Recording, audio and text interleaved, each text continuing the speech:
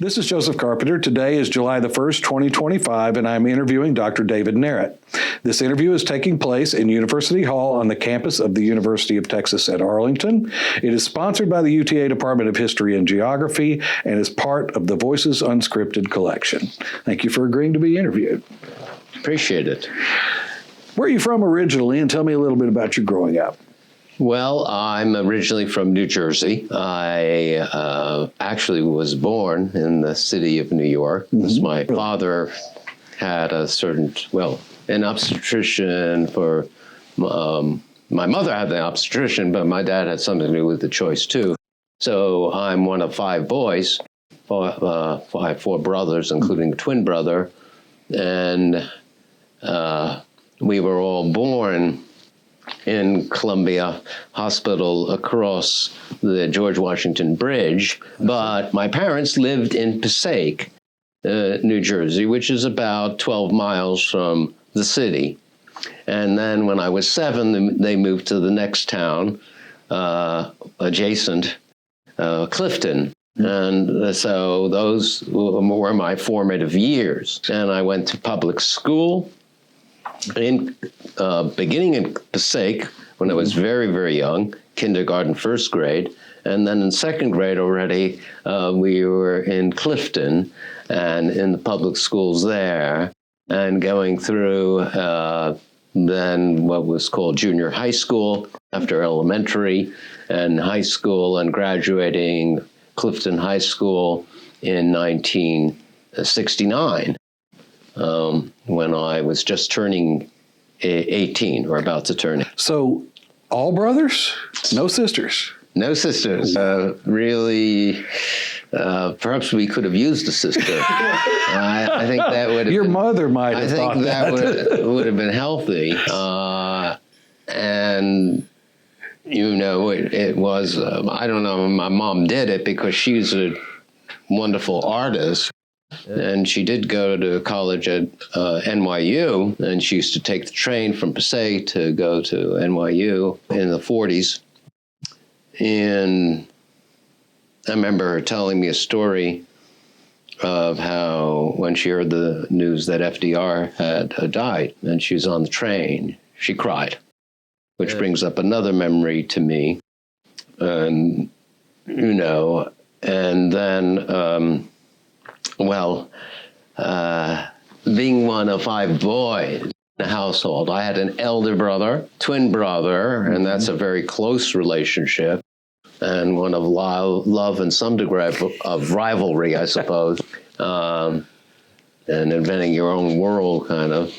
We did. We had countries that represented ourselves. We had a continent with various names that represented the members of the family, perhaps. That began at about age 9. It was called Twinny Land, ultimately. And he had a creature that represented him in a country, and I had similarly. So without going into all that, then I have two younger brothers. And so this was in many ways very fortunate. My father was a pediatrician. He was son of immigrants. My mother's son of immigrants. My father's family came from Lithuania. My mother's from Belarus. They were all my grandparents. My 4 grandparents were born under the Tsar. They were all Jewish. They were all Jewish, and the first language of my grandparents was Yiddish. And so this was something, of course, that was important in my youth as well. And my parents spoke Yiddish, but they would, which was common in that generation, they would use it when they didn't want the children to know what was going on. Read Yiddish, which means speak Yiddish, you know, and you pick up a little, but you don't, unfortunately, because I would have loved to have learned more, become fluent, but that was not to be, which was common in that generation. So did your mother, you said your mother was an artist. Did Yes. she pursue that beyond college? Good question. She would have. She did a little teaching in school, and then upon marrying, and my father was in the Army during World War II. He had an accelerated medical degree program, and then he was stationed in the South, in Alabama, and then Texas during the war, where in Alabama it particularly experienced some anti-Semitism. And then he was in the occupation of Japan. He was not in combat, but he was at least a year in Japan as part of the American occupation forces. And that was a very difficult period for my mom because she was very young and 21, 22 years old and at home alone. And she wrote a memoir subsequently, so we had some of that conveyed some of her feelings that way. And so, and my mom, when my elder brother was born, or even before then, gave up her career in teaching, and she devoted her whole life to being the mom of the family, which meant preparing all these meals, and they were large meals to feed all of these 5 boys and my dad. And herself after we ate often, and then at the errands every day and so forth and so on. And so that influenced me, of course. How did your dad influence you? Tremendously. He was a successful man and ambitious and very intelligent. He was actually the valedictorian of his class in Passaic High School in 1939, and the public schools then in Passaic were at a very, very high level. And there were many immigrant children, not a few Jewish. I'm not going to say they had the raps on or the monopoly on smarts, but there were a lot of smart kids, and also the smart young people, and the teaching was very, very good. And I just looked at the yearbook of 1939, my father's, and what the clubs he was a member of, the Latin club, the German club, this club, that club, voted the most likely to succeed. Now, that all was a little humbling in a way for a son, but I was proud of my father, and he, again, was the son of immigrants. So the idea that, and my grandparents didn't have the chance for much of a degree of formal education, though they were, of course, they were bright people. And of course, education was a very strong value in our culture. And Dad, the idea that he went to Columbia University, this was a big deal. And he did very well and became a pediatrician, ultimately practiced in Passaic, Clifton, the surrounding towns, because I would go on house calls with him when I was a kid. I thought that was a treat. And he would serve a number of the communities. Not only did he have his office in Passaic, but he would serve nearby communities and visit all types of the families of the different ethnicities. In those days, our area had a very high proportion of, let's say, Italian-American, Polish-American, and others as well. Just a large immigrant population. Yes, it was. Or first generation. Exactly. Right. Those especially who were born of the immigrants. And so, and my father really, and mother, really were very adventurous individuals as a team. And they worked They would quarrel at times, and I always felt sorry for my mother. This is what happens. I mean, at least for me, that would affect me. But they, in the mid '60s, they purchased land in Vermont, built a home for vacations. It was really a very beautiful place. Perhaps one of the most beautiful in a way that I've ever witnessed, because it was the families who had a pond that was more than small. And it was built, actually, by a native Vermonter who was quite an incredible worker. It was in a low place. Yeah. We would go there in the winter holiday, and then in the summer, at least for a few weeks, for many years, for about 30 years. And that influenced me, too, until the family sold the place after my dad passed away in 1997. My mom lived in 2001, so they were very vigorous people, but they didn't live particularly long lives as things go, because my dad, who contracted cancer, passed away when he was 76, and my mom when she was 77 in 2001. So in a way, when you think, for me to think back now in a lifetime, and we have measured the spans, whatever those are, one thinks, well, it seems a long time ago, and these, but of course, they're still with someone, and I want you to step back for a minute, because you talked about your parents being a team, and then you said that it impacted you. How did that affect you? In what way do you mean? Well, that they had complementary roles, and they were in a traditional sense. Mm-hmm. Dad was the, breadwinner. He worked extremely hard. He did well. My mom devoted herself to home and family. So it was very much a traditional family. And I was a little naive in my 20s, even, about the changes that were occurring then in American society. I can remember when I went to graduate school and began there, and I visited a family that my parents knew because they were from New Jersey, and they had relocated to Ithaca, New York, where Cornell is.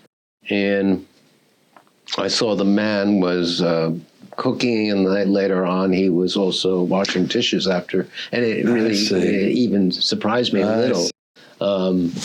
Not that it was, I would wash dishes, for my mom, because, Friday night and all that, and it was a huge amount, and I wanted to help out. Talk about your brothers. What did they end up doing as a profession? It's a good point, and often one starts from eldest to youngest. Perhaps I should start from youngest to eldest. Okay.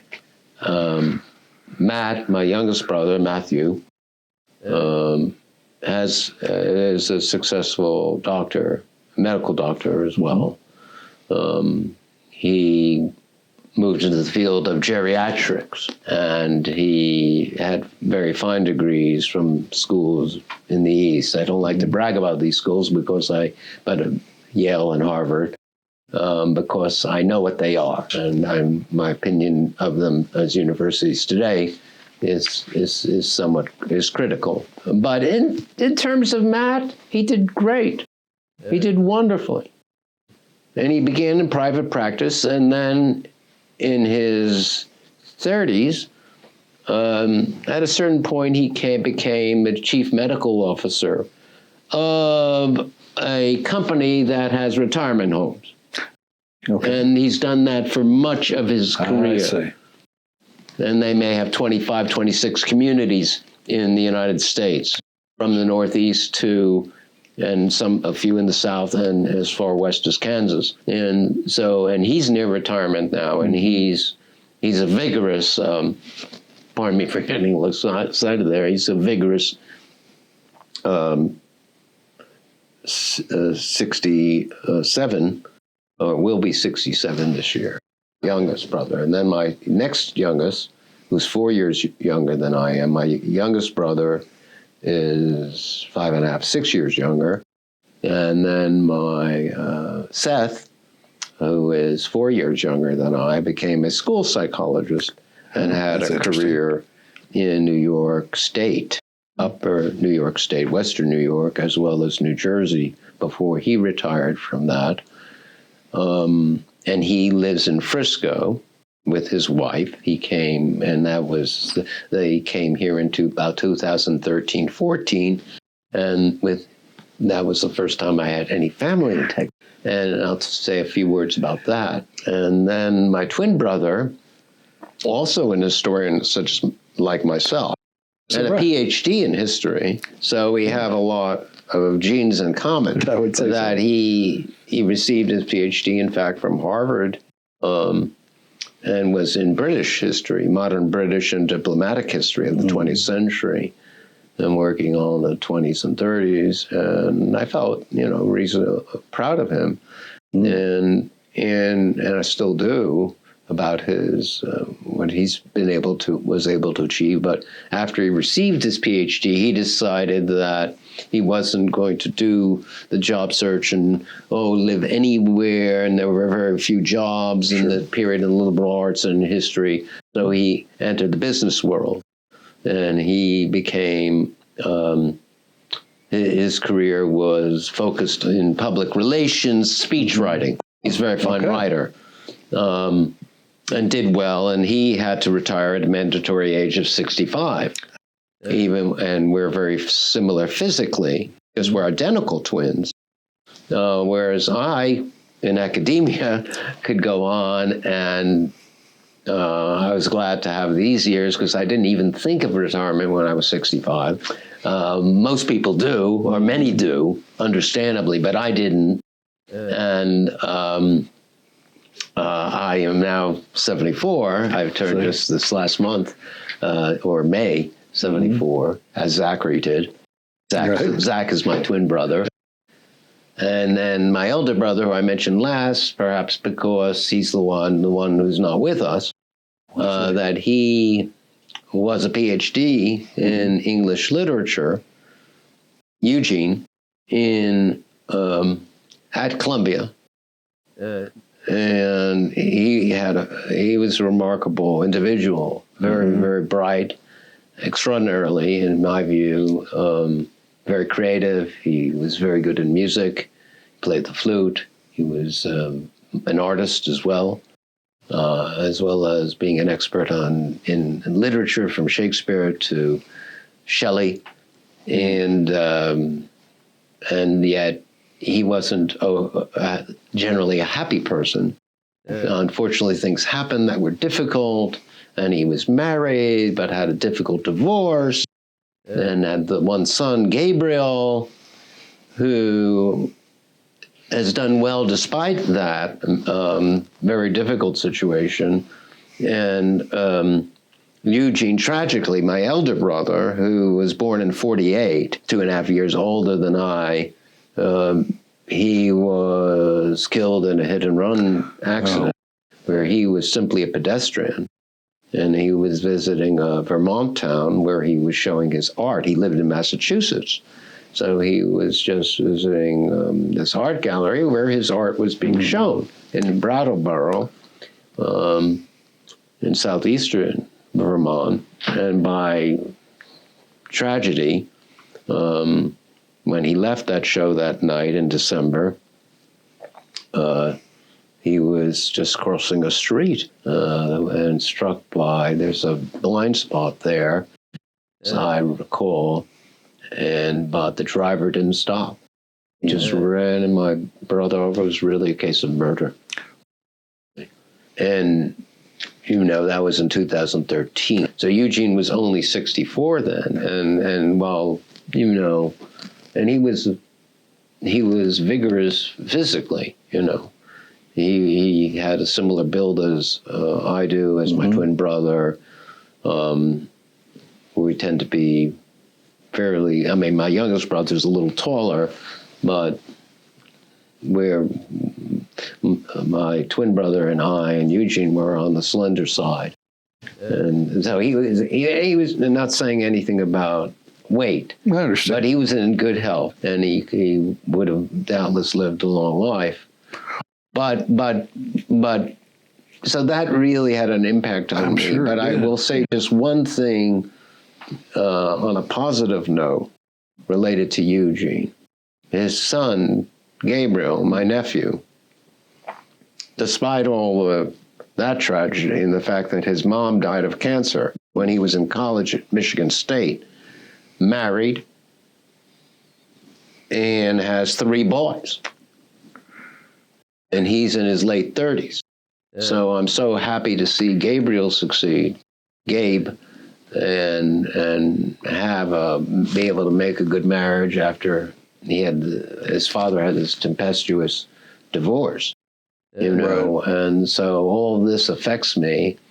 And because our interview is wide-ranging, quite honestly, I'm speaking about things openly, honestly, that I didn't imagine we might speak about, but are relevant to who yes. I am as a person.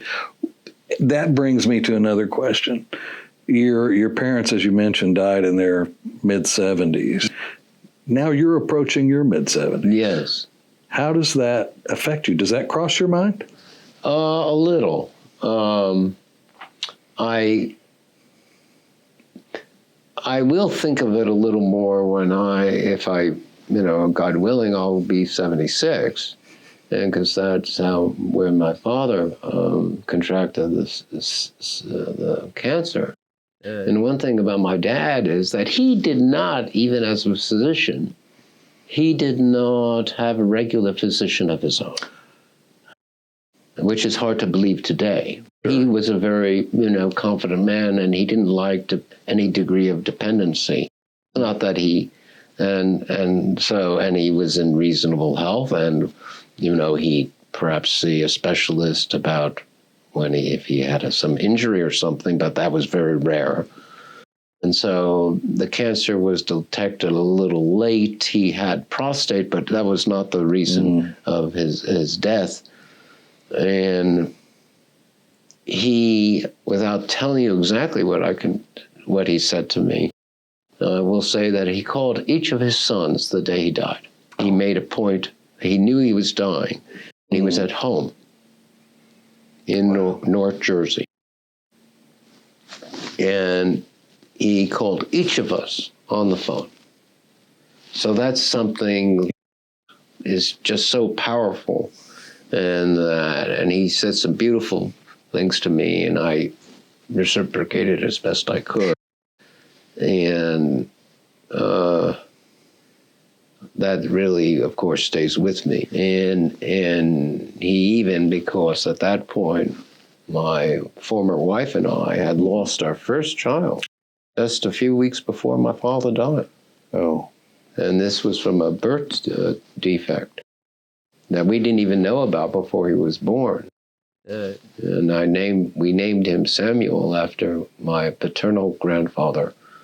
And because in the Jewish tradition, we name children after a deceased relative. And tragically, that child lived only 5 days and had emergency surgery at Dallas Children's Hospital, and we had very good treatment there. But tragically, he could not live. But my wife and I, my former wife and I, were able to have a new child together. That is a healthy boy, 13 months later, yes. Isaac. And Isaac is just happy that he's healthy and happy. Right. The parents' number one hope. And he's he graduated the University of Michigan. He became interested in science and physics, majored in physics, and now he's near completing his PhD in physics at MIT in interplanetary science of all things. So I'm really proud of him, and not because of just all that, because he's happy with it. He has a girlfriend, and he's now living together with her, and I think it's just great.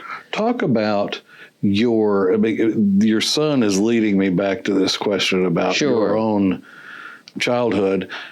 Talk about the environment of success, or I don't know if success is the right word, but all of your siblings, and now the siblings of you and your children, or the children of you and your siblings, are also kind of following in your footsteps in that respect. How did that happen? In some ways, yes, there was pressure to succeed or to do well. It wasn't only to succeed, to learn, to do well, whether it were in school, and I wanted to. There was the element of competition with my twin brother, but that wasn't the main one because we just naturally performed at virtually the same level. We didn't have to work at it, and we both were interested in history, very similar interests. I used to trace maps when I was a boy, of a small boy, from the Atlas. I'm sure Zachary was involved in some of that too, and so having the elder brother who was idolized by my parents, which was in a way part of that part of the culture, and that no longer is present really, but was then, and that. I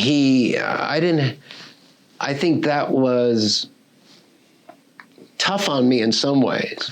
It was tougher on my elder brother because he was put on a pedestal in a way by my parents and considered the leader of the little boys. And he therefore developed a little domineering character, which could be a little tough on me, although... Sure.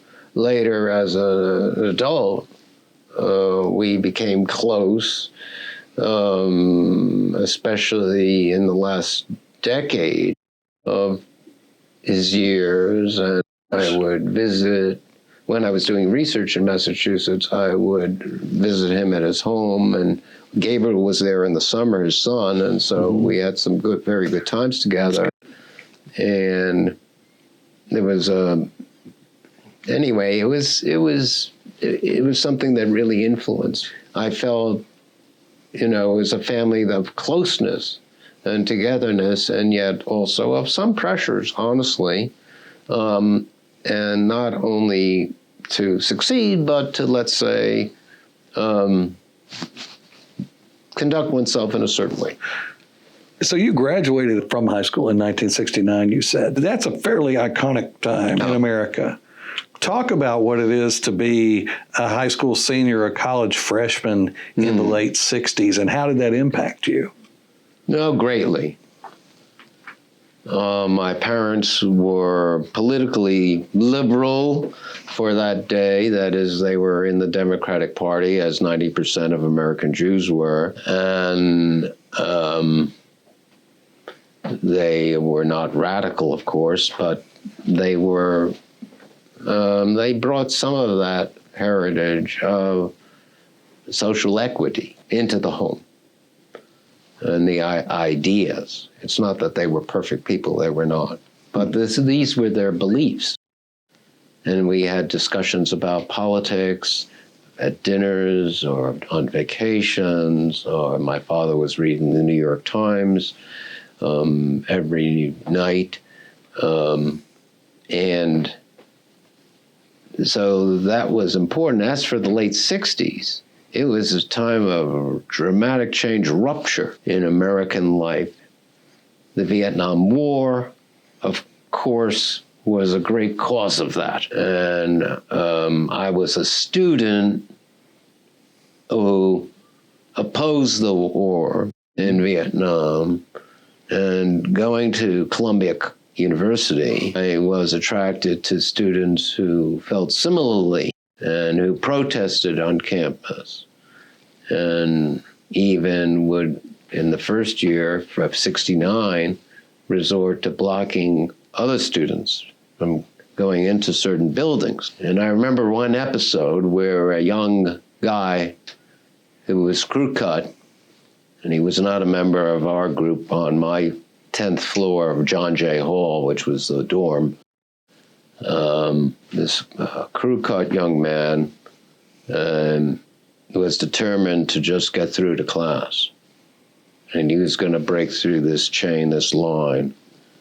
And there was one young fellow who was my friend who was strong and husky, and he was determined to stop him, but he didn't. He couldn't. And afterwards, I got to think about it, and I realized that that young student who might have been in ROTC was right. I didn't realize it immediately. Let me say that. This was in retrospect, but I realized about the time I was a senior. Even though I didn't, we were opposed to, let's say, Nixon. And I remember watching the Watergate hearings summer of 74, I think, before he resigned, and being amazed at the high level of discourse in the House and the Senate. We don't have that anymore in this country. And so that was a positive. But in the late 60s, I think 68 was a critical year. I was only 17. I was a kid. I love sports. I love following sport. Hockey was perhaps my favorite, and I was skating more in that period, and Zach was too. And so in that year, of course, we had the assassination of Martin Luther King. Huge impact. It's something that just stuck a dagger in America's heart. And then Robert Kennedy's, and which was rarely talked about in subsequent decades, oddly enough. And he was singled out because he was a supporter of Israel. That wasn't the main point to me at the time, but it was important. I knew that, and the assassin who was recently released from prison. But the idea of these assassinations, and also, let me say that when I was 12 years old, I learned on the school bus that day of November 22nd, 1963, that President Kennedy was shot in Dallas.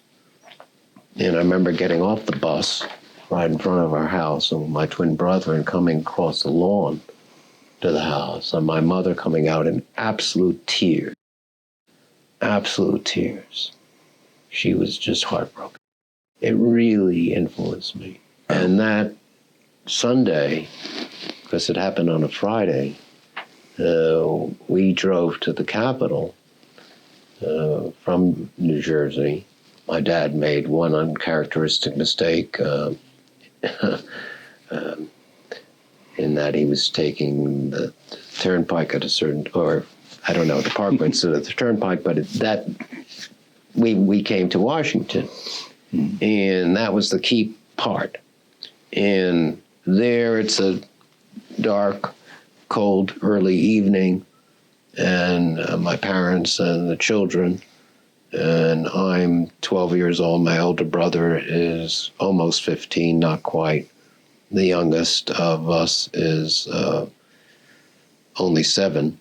And we are standing in line there, and we're going to wait several hours with all the dignified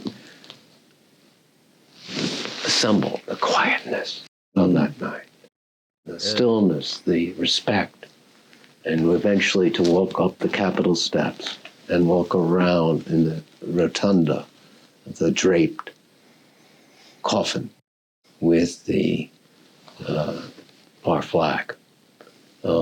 That's something that one doesn't forget. In fact, my mother in 1960, during the election, when Kennedy was running against Nixon, said, well, John Kennedy's coming through our town. Will you come to me with me, and we could drive 2 miles to see him. And I wanted to play, so I didn't. I was 9 years old. So I passed on that, and she later said how young he looked, because he was born in 17, I remember. So he was only 43 at the time, roughly, and he had sandy hair and this and that, and my parents pretty much idolized him, not knowing some of the flaws that were later. He had a promise, and his assassination was something very chilling. And when I came to Texas, every time I drive there in Commerce Street and come up under that, the trestle, I would think of the assassination every time almost to this day. And it would really bother me. And I've never visited the Sixth Floor Museum because I felt it would be too painful. It was something I didn't want to relive. So you bring up those 3 assassinations, and Yes. those were, huge, unmeasurable in historic importance. Which one do you think impacted you the most? Is that even a fair question? It is. It is a fair question. I think John Kennedy's, because he was president at the time, because of my mother coming out on the front lawn and crying as she did, and crying so deeply and just wailing that it just, even as a 12-year-old, I felt it deeply. And then going to Washington and standing in that line and going up the Capitol steps and to the rotunda. It's just something that will always be with me. It actually connects you to a part of history you wish didn't occur. You so pray you wish didn't occur, but did. And we suffered greatly because of it. The other 2 I remember, and I remember in class, that one girl, because I was perhaps a junior in high school at the time, the morning after Robert Kennedy's assassination, she was crying in class. It was a natural response. I didn't have those tears. I was a boy. I was made a little differently. But, thinking back, it was an occasion, and a huge one. And the same could be said for Martin Luther King's, for tears, or for tears.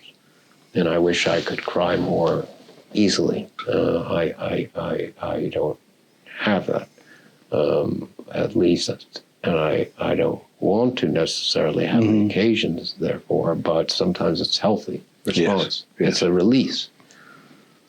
And a man just spoke about being in Israel, and this tells you something about me and where I'm just coming from just a week ago, virtually. And he and his wife, rather than go to Jordan and take an airplane from there, he felt better, and he had the means to hire, he wasn't the only one, but to be a passenger on a catamaran. And I'm not an expert on the type of boat it is. Basically, the boat went from Haifa in Israel to Cyprus. And he wrote just on the WhatsApp page several days ago of his experience for the group that was on the tour. And he said, the captain woke me up because he wanted to be woken up when they got, it was pitch dark. There were some, the seas were a little rough, of course. It was largely safe that way, but still, it wasn't so easy. And he said, the captain woke me up at 2 o'clock, and I went to the deck, and he showed me the bright lights of the bright lights of Cyprus. And the bright lights of Cyprus were beckoning freedom, safety. And in the other direction, looking eastward, he could see the Iranian missiles or drones being blasted in the sky, and some of them being blasted by the IDF, and feeling that these were connected, that there was now a defense for the Jewish people. We weren't defenseless. And he wrote about that in move-varying terms, and that's really something that affected me because I feel it. I wasn't there at that site. On the Americans, what happened in the assassinations, and of course, when I was 16, you had the 6 Days War. And growing up with that and the idea of Israel and a feeling an emotional connection, and this was a significant part of youth, even if I didn't go at those years. But in terms of the United States in the late 60s, it was a country in turmoil, despite the fact that we had this constitutional anchor that was barely visible, that's still there, and that has been our bedrock, that we've had a nation of laws, despite great problems at times, and thinking in the modern era largely here, and that somehow surviving these assassinations, but paying a tremendous price, the whole society. And it's felt still to today, although few think of it perhaps except of now, those who are older, such as myself, or who were in school at the time. And now I think back and I think of the Vietnam vets too. And we have one at our synagogue. And this man, who was actually a convert to Judaism, very, very nice guy. And terrific guy. And he had told us about his experience, and he felt that when he came back to the United States, or he remembered being spit upon.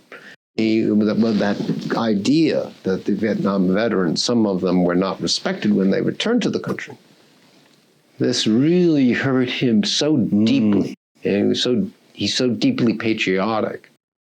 And now I feel that we, of course, were privileged, those of us who were in college at the time, because we had, at least as of a certain date, by the time I was in college, and even before then, there was a college deferment. Those who were in college didn't have to, weren't to be drafted. And then when that was opened up in 71, 72, the war was winding down in terms of American involvement, and one could expose oneself to the draft and not be in danger. And my father would help those who didn't want to serve by writing them medical notes. I'll admit that, and I'll say, well, he believed he was doing right. But there's this other side, too, and the enormous sacrifices. And that realization comes with maturity, doesn't it? I think so. There are maybe two sides to, we don't fully understand until we reach some age of maturity. I think so. I think in this case, we couldn't understand the student body, which was as interested, it seems, in attacking the university as making a statement about the war in general. How do you end the war in Vietnam by closing down the university? Well, my elder brother was in the big bust of 68, or the big takeover at Columbia, the mass takeover, and the NYPD in those days. Was that at Columbia? Is that where you was at Columbia. He was a senior. Oh, not a senior, excuse me. He didn't graduate. He graduated in 1970. So that he, that night, the NYPD came onto the campus en masse, and they arrested hundreds of students. And that was not the NYPD of today, meaning they could use nightclubs. They didn't have to worry about things like that. And we've gone the other extreme today, lost authority. And so even Eugene was arrested that night. He was rather proud of it, but ironically, and not so surprisingly, by his 50s, he didn't live, he became an arch conservative. This was not so uncommon, and he came to view things in a totally different way. It's not that he repudiated his past, he just changed.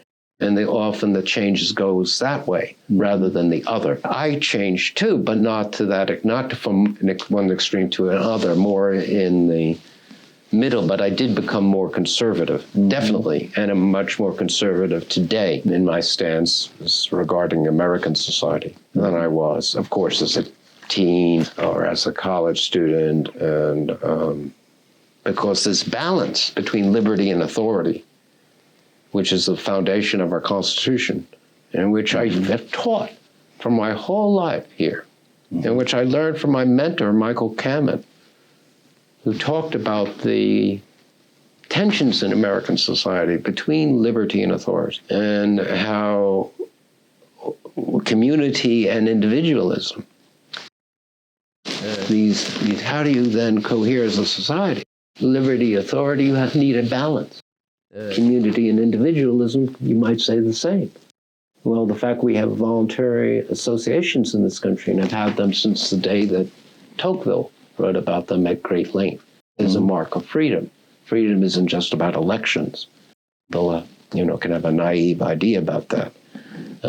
It's about the rights of association and peaceably to protest. I think nowadays, of course, the protests that are not peaceable, but rather degenerate into intimidation and harassment really bother me, particularly on the college campuses.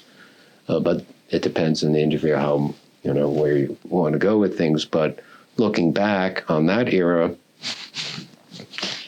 you see an American torn in it, and it's still trouble. It's troubles, and the society paid a price. I mean, every person who was sentient or cared at all, or was lucky if they were in the military to survive, paid a price. This is a good place to transition to the next question back to you, which is, how did you choose history as a discipline, and what inspired you to go for an advanced degree?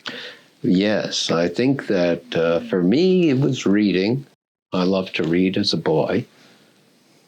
I also had other interests, particularly sports, and both playing just with kids in the fields, as we called them, or on, not necessarily in the organized way that it became by the time my own son was growing up, of course, and even before then. But in terms of history, reading, and imagination, I think it was both, that I had this imagination that made history alive for me. It wasn't just something I was reading in a book. I wanted to read. I wanted to learn more. And then the family visits to historic sites in the East had a major impact on me. From Williamsburg to Gettysburg, to Washington, to Boston, that all of that within driving distance, really, and staying at various places several days, taking it in as a young kid, person, very young, a boy, really had an impact on me. And I wanted to learn more. I loved American history, but I read European as well, yes, and other areas of history as I was growing up. I loved literature. I read precociously beyond my years.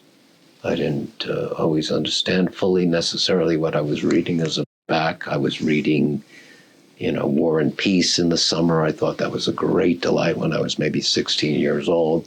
Dostoevsky, the Russian authors had a particular appeal to me, which was perhaps because, well, they were great writers, and also the fact of having some link, even if not a direct one, to that culture and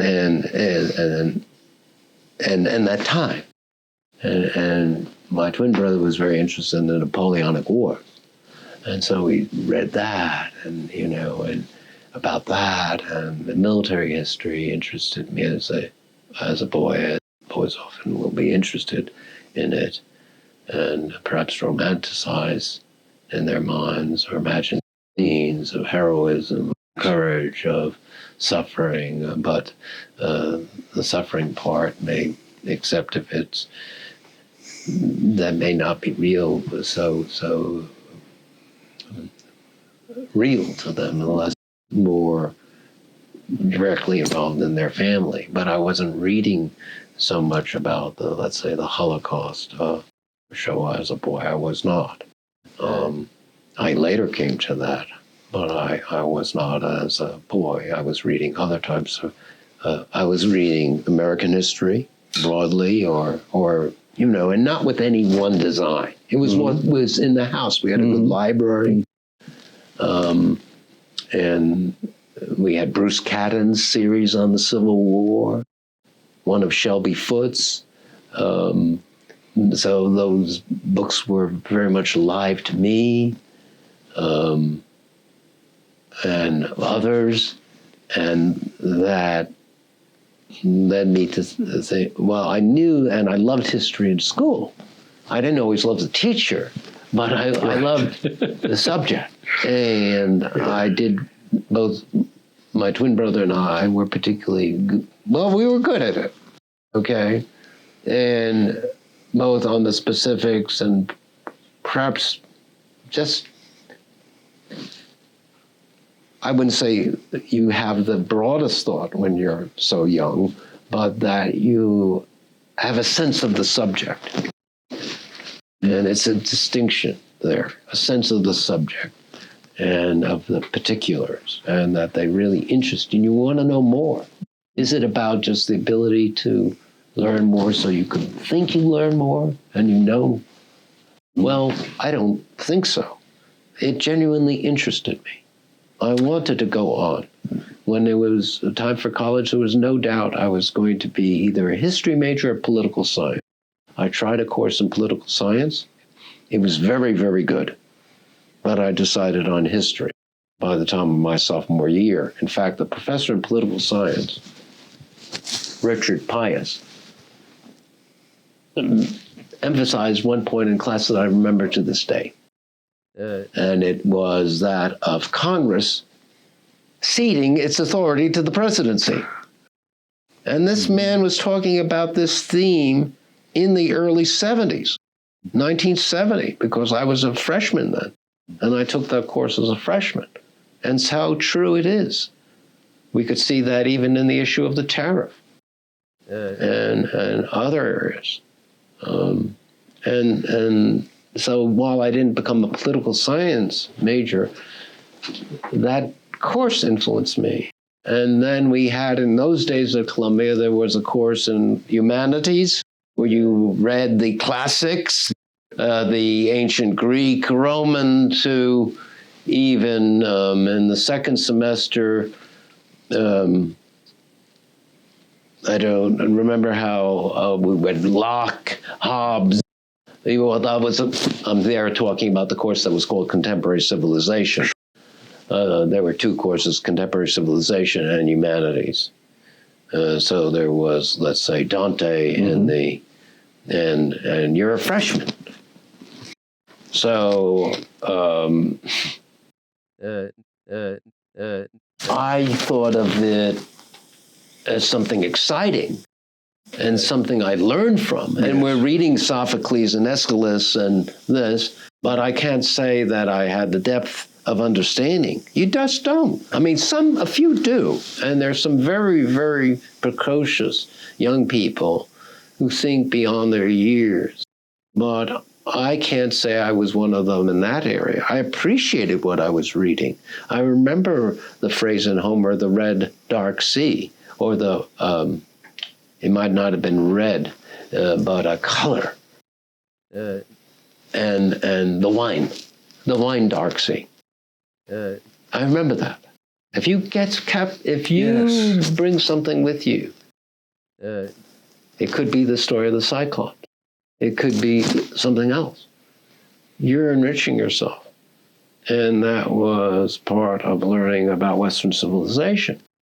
And then, fortunately, at Columbia, I had the opportunity to take courses, which were electives, in what was called Oriental civilization, particularly East Asian. where we had a course that 2 semesters in China, Japan, India to a lesser extent. Those were very valuable to me. I took a course in Japanese literature from a world expert in that subject. And then I had Eric Foner in American history in the era of the Civil War. Big impact.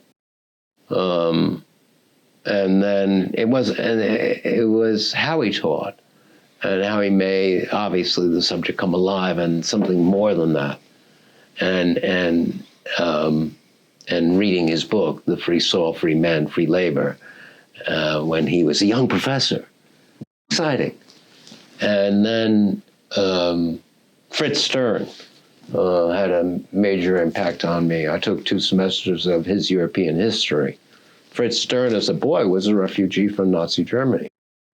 He was Jewish. He was a great historian of modern Germany. He probably passed away only in the last 10 years. I don't know. And listening to this man and had an amazing impact, had an extraordinary impact on me.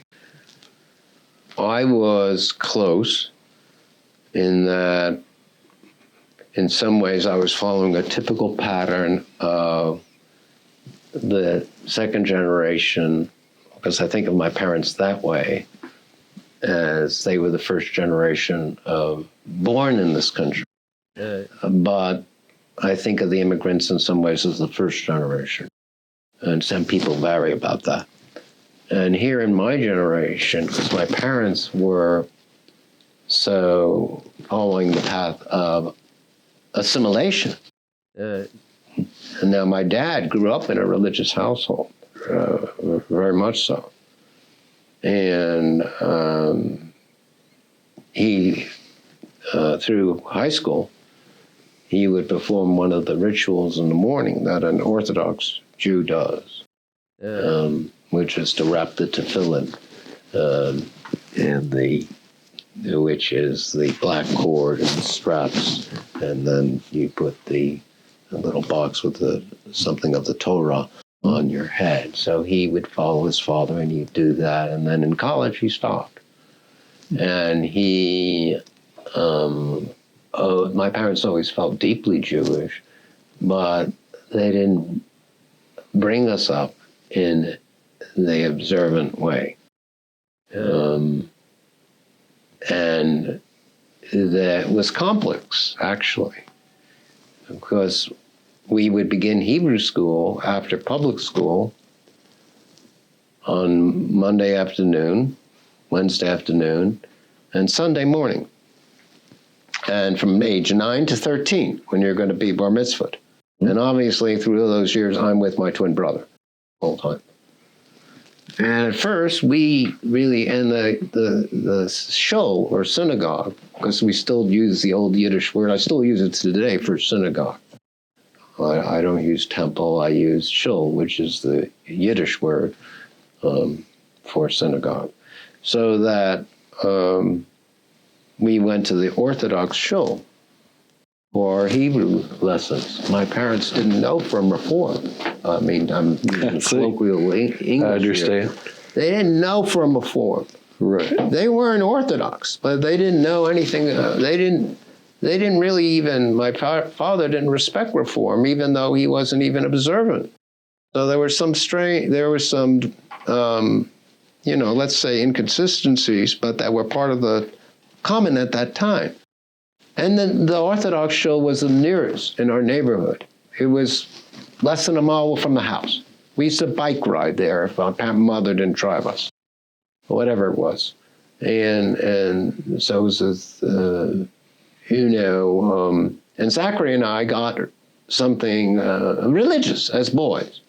When we were 10, 11 years old, we would wear the undergarment called tzitzit, which is a mark of religiosity. And then my parents they went along with it, but they weren't so enthusiastic. And we said, why don't you have, because we're trying to follow what's there, why don't you have separate dishes during Pesach or Passover for milk for the Pesach should be separate dishes from the rest of the year, which it is in Orthodox. Well, that's what our teacher's telling us. My mother did it, but she, it maybe lasted a year. And so then, in probably the last 2 years of Hebrew school, while we continued to learn, we did misbehave some.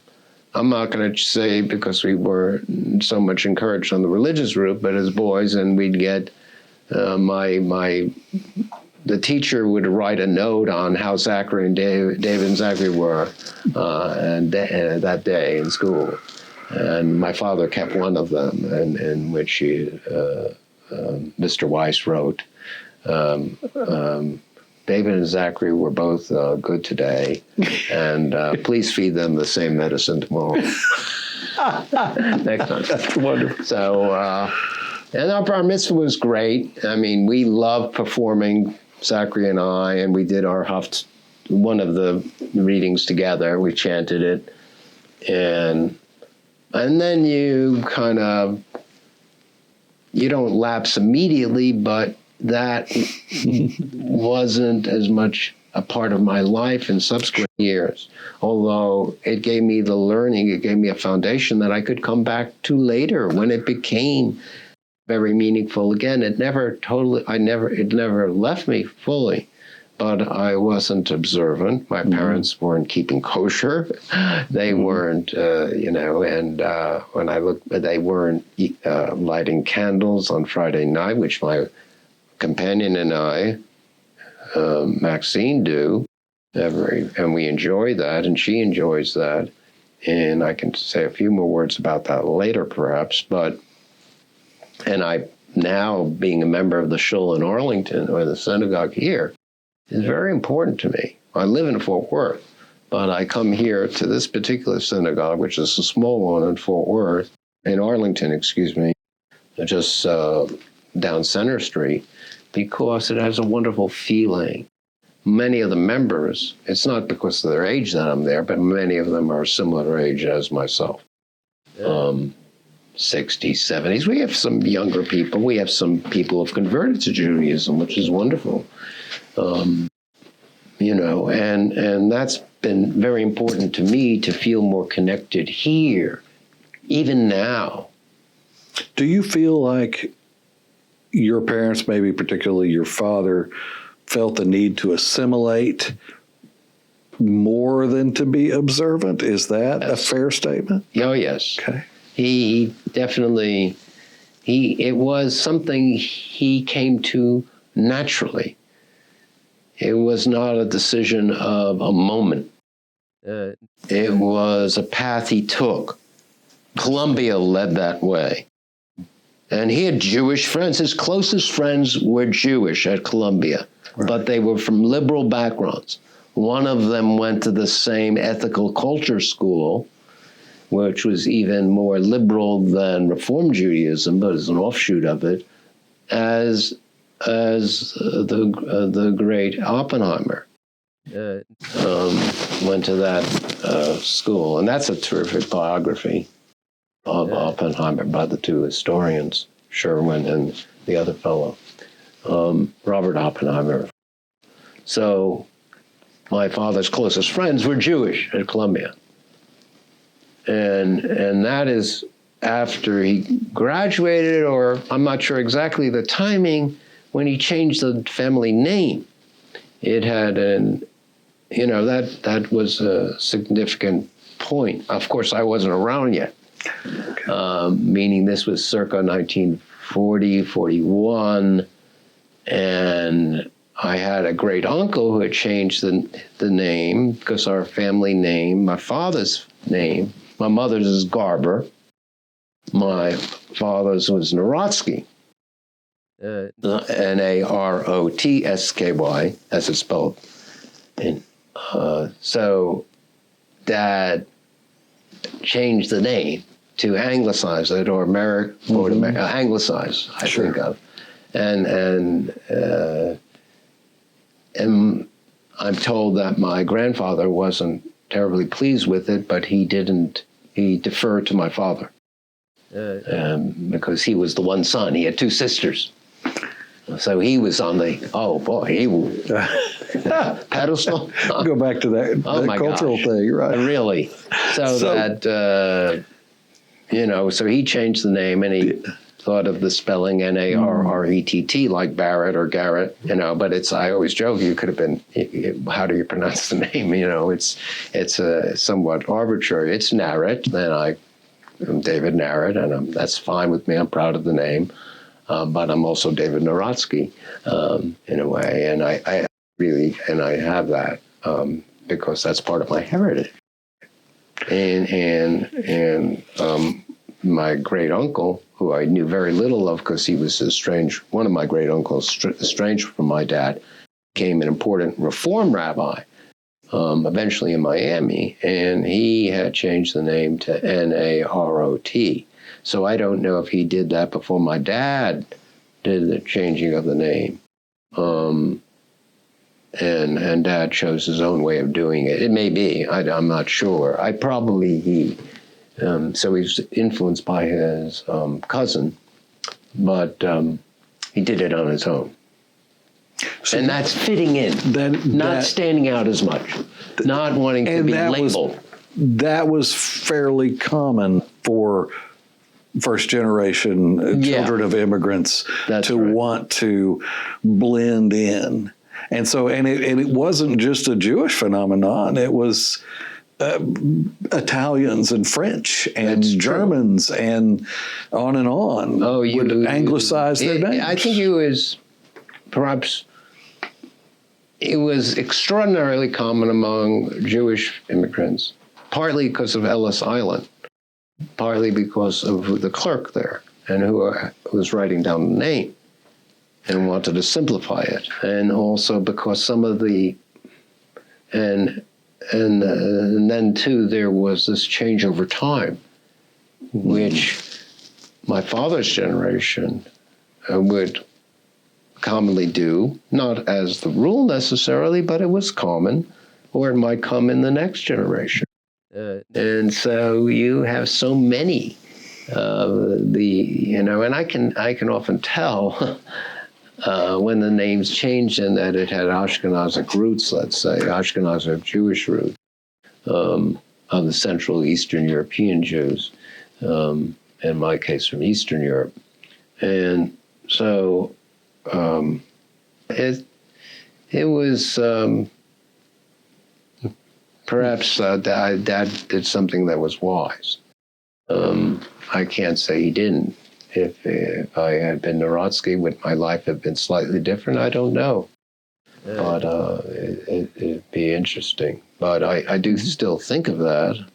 And I had many relatives who were lost in World War II, meaning in the Holocaust, including, no doubt, the man I was named after, whom my parents didn't speak of much. They just said he was a good man. Didn't ask nearly the questions that I should have, might have, would want to. Who are all these relatives? We lost an enormous number of relatives. We lost we're truncated people, in many ways. And one that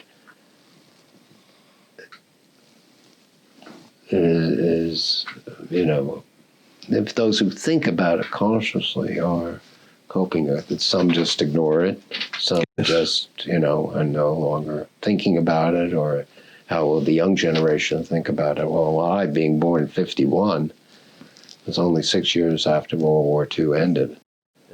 And one of my aunts, my father's sister, his elder sister, who was born in Europe, because in each of my sides of the family, my each grandfather came over first. And they earned money, and they sent it back. And then their wife and the small child born in Europe came to the country in both cases. One was separated even by World War I on my father's side. And in fact, one of my granduncles, who was quite a guy, I guess, he went into the scrap metal business. That was my grandfather's too. He was the first one. He went out to Ohio, scrap metal business. He went to Lithuania after World War I. It was very dangerous because you had the Bolshevik Revolution, the war between the whites and the reds, plus the Russian-Polish War, all going on at the same time. And Jews were in a very, very hard place, to say the least. And he managed to retrieve a number of the members of the family, but many remain still, whom I will never know of. See, so that you come to realize that and think about it. But when did you come to realize that? I realized it as a boy. I remember my grandmother, my aunt, who was born in the teens, 19 teens, when she talked about going back to visit the family in 1938, she was going to Lithuania. She had to cross by train through Nazi Germany. It was a terrifying experience. My aunt knew, she of course was a Yiddish speaker and an English speaker, but she also knew French, she knew German, and so she was going onward and she made the journey, but she talked briefly about that train ride and how really terrifying it was. And she was basically all alone as a single woman at that time. Still fairly young. Maybe she was 25 years old at the time. And really, that was the last contact we had with the whole family in Lithuania, or what is today Belarus, which was my mother's family, and my paternal grandfather. And so a lot of, that's something I've thought about a lot about. And I've, in my career life, done early American history. I've thought at this stage, now that I'm entering retirement, will I do something in Jewish history? And that seems to me to be important. Would I, I don't have to do a significant major project. One can just read, one can do what one likes. That's the enjoyment of retirement. You listen to music. I love music. Classical music, very broad field in general, I guess is my favorite. So you can, and my companion Maxine and I go to concerts, and we love the art museums in Fort Worth, and you don't have to be, this book was big enough on the Cherokees, recently published.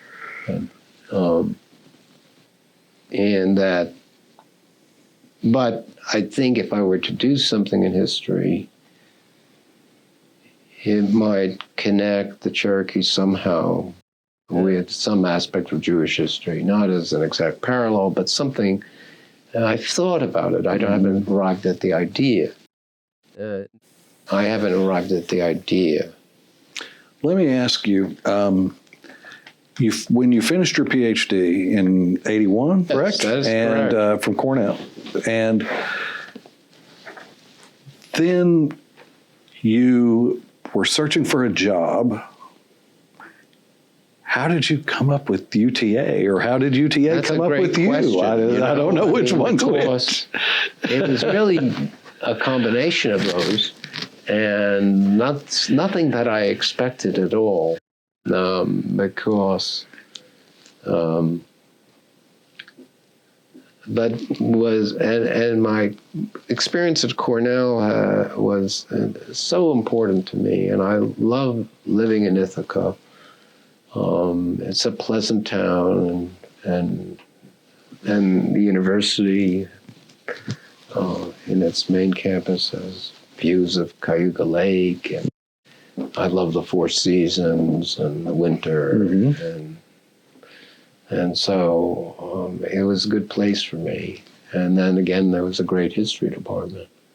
My mentor, Michael Kamen, it wasn't just that he won the Pulitzer Prize in 1972, but he was an incredible man as well as an historian, in terms of mentoring, in terms of aiding students, in terms of giving them tips and suggestions and being involved with their growth. And and there were other great historians there, and had a huge impact on me. And then when I graduated, there were very few jobs, and I didn't have a job outside of Cornell immediately after receiving my PhD. And then there was still something of the old boys network in that era, which I won't complain about too much. And that Michael Kamen, my mentor, had heard about a job that was opening up, a temporary job, replacing a distinguished member of the faculty who was going on leave at Notre Dame. And I wound up I had a phone interview. The man who interviewed me was a reverend. He was the chair of the department. Not that you had to be a reverend. No, they had a very distinguished faculty. At Notre Dame, you're talking Yes, they did. So I wound up receiving that job, driving out in the old station wagon my father had bought me with 95,000 miles on it. And I don't know if he had the best tires, but but anyway, I got there, and that is to South Bend, Indiana. And here I'm in a Catholic school, and there's a crucifix in each classroom. Mm-hmm. Okay, that's all right. I mean, I was young, and I thought, well, I'm fortunate to be here. And I learned, too. I made a friend at the seminary, a young friend, meaning he was a student, invited me to Mass one evening, and I was open enough that I went and observed, and I learned. And I had some very good friends there, who were young then in the faculty, in the Department of History, and that really helped. And then after that opportunity, and it was extended, I was replacing one year Nathan Hatch, who was one of the leading historians in early American religion, particularly Protestantism. Wrote a book called The Democratization of American Christianity about the late 18th and the early 19th century through the period of the Mormons and Joseph Smith. And then I had a position opened up in Princeton, and for 1 year, a lectureship. That was in '83, and I received that position. And I was thinking at the time, what do I have? In fact, at the end of Cornell, I almost went to law school. I took the LSATs. I did okay. I can't say, because there are silly questions on that type of test. And, I managed it, and I was already 30 years old, and I'm thinking in a different mode than as a 22-year-old. But I did okay, well enough to be admitted to Boston University, at least. And then I decided to defer it 1 year, the admission. And I very came close. And I don't know if my father had said to me, David, I'm going to pay for all of this, because he had paid for, he was very generous when it came to Matt's Medical, which God knows the astronomical cost today compared to what it was in those. And college was, of course, a fraction of what it is today. But still, if Dad had said, well, we'll pay, he said, well, you can, Mom said, I'll help you, and we'll take out a loan from the Bank of Passaic, and we'll be a 9% interest, because that was good in those days. Wow. And with the Carter years, and then the beginning of the Reagan. And it wasn't the money part. Mm-hmm. I wasn't sure what to do. So I deferred it a year. And going to Boston would have made sense. I would have had a different path in life. In some ways, it would have been comfortable, even though I would have been a student again. But I didn't do it. I deferred it. And in that year, I had the position at Notre Dame, and then it led to the one in Princeton. And then there was a position at UTA among other schools. I interviewed for jobs. I was disappointed that I didn't receive one job. I remember that was at a small liberal arts school in Maine. Today, I probably would not be at all comfortable there. But the fact is that then the UTA opened, and Steve Maislish, who was chair of the search committee, as a member of this department, wrote a letter to me encouraging me to apply. He wasn't giving me a favor, but he had heard about me from a friend he had, an historian at Princeton. This is true, and I think, why not? This is true. So it didn't give me, I still had to compete against all those who applied, and the interview was in San Francisco, the first one at the hotel. At the major convention in those days, one would go into the room, the hotel room of the actual historians. And they had brought 6 or 7 people to the hotel, because you could do that in those days. Today it would be too prohibitively expensive. And so there were a bunch of my colleagues, or future colleagues, who were sitting on beds, and they're interviewing me on a chair. And now this is long ago not allowed anymore. But it was, that day it was considered fun and natural, and I did well in the interview at the hotel. And I remember walking to the elevator, and Stanley Palmer ran down the hall practically to grab me. He said, "David, would you come back tomorrow as well?" Because he liked me. And that meant a good deal to me. Sure. He was chair of the department. And I really respected, I still have that respect for Stanley and the type of individual he is, and not only a historian. Because he's retired now a good number of years. And so I then had the interview in Arlington. And as is typical, there were 2 candidates. And one who became a distinguished professor for a period of years at University of Wisconsin, because he did not get the UTA job. I did. I interviewed well, and lo and behold, I got a call that. So, and then I had to decide. I'll just finish this, but maybe we'll take a break if we can. That's fine. I may need a little. Will I take the job in Texas? Because it's such a strange place. I was going to ask you, had you ever been to Texas? I had not been to Texas before, except in college. I went on a cross-continental U.S. and through also part of Canadian provinces and then heading far west and Saskatchewan, Manitoba, Saskatchewan, and Idaho and Montana, and all the way eventually out to Arizona and Texas. And I was lucky to survive that trip, very much so. My friend, not myself, was not a good driver. And we had a few accidents. And when I think back upon it, it's something I like to forget. I really like to forget that. It's true. That's wow. It was really, in fact, I don't even like to review part of it.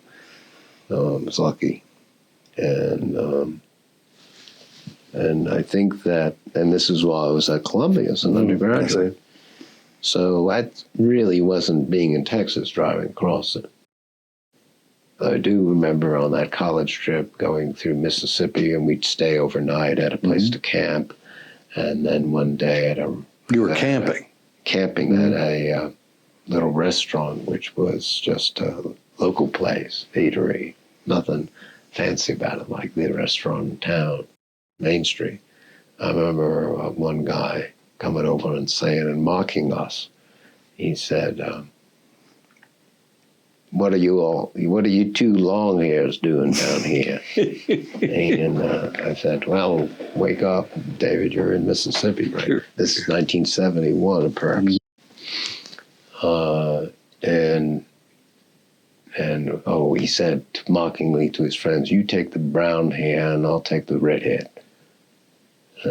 So he didn't mean it seriously, really. They weren't dangerous or violent. He was just ridicule. That's all. So we just got out of there. What are you going to do? So that's a tangent on the story of UTA, and I apologize for that. No. Although it's a good story. It is a good story.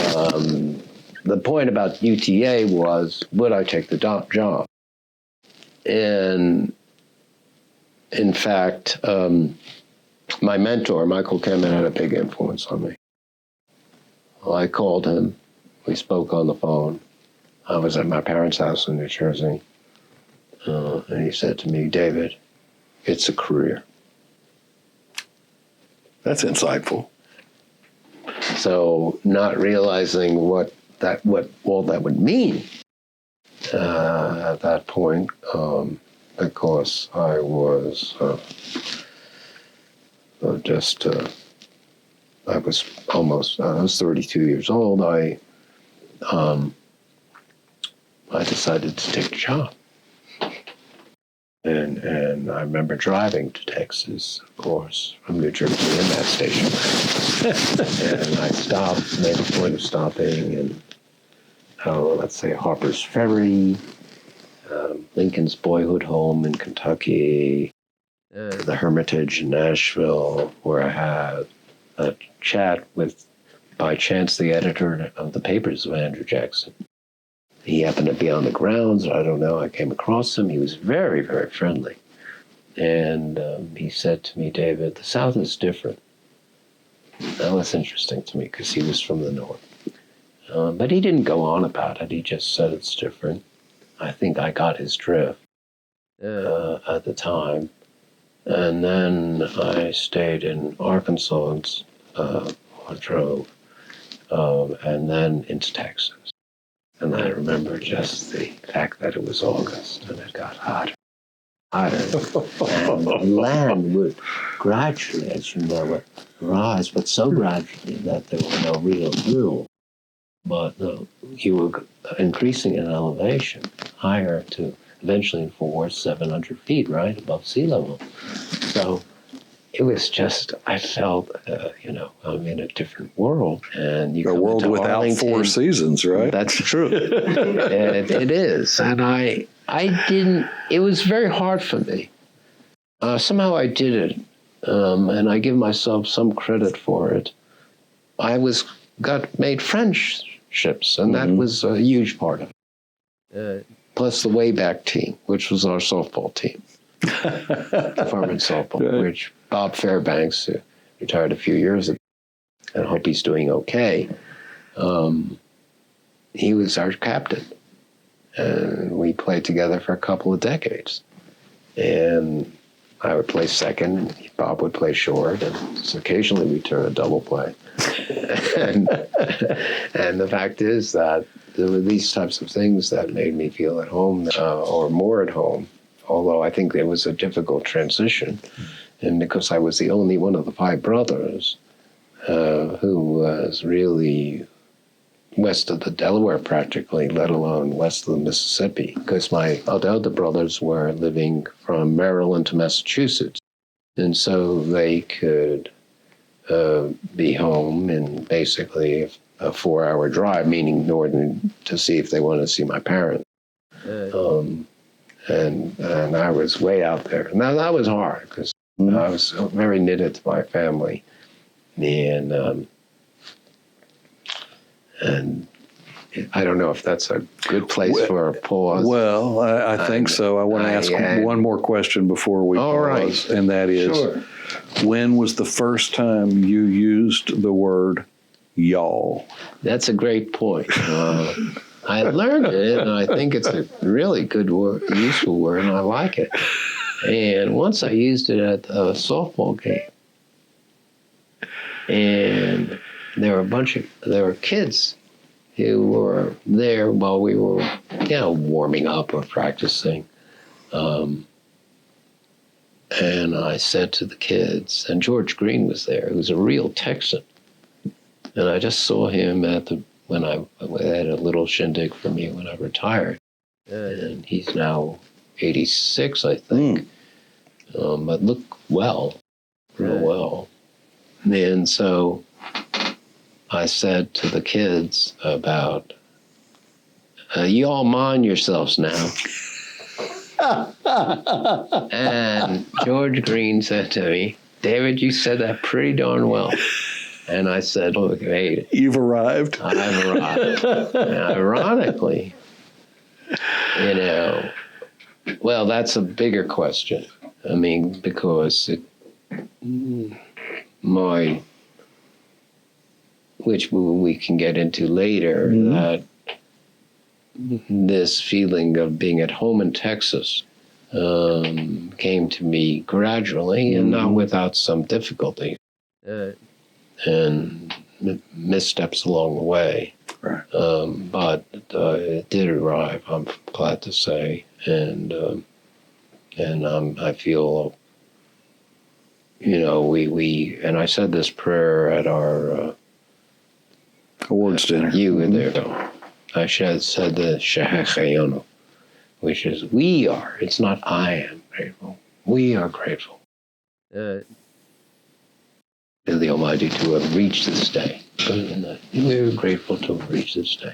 So I feel that way. It's good, and I don't, you know, I can struggle like any other person about this bothers me, with that, or, you know, how's things going with something personal. But you have these moments of the Shehecheyanu where you are grateful, and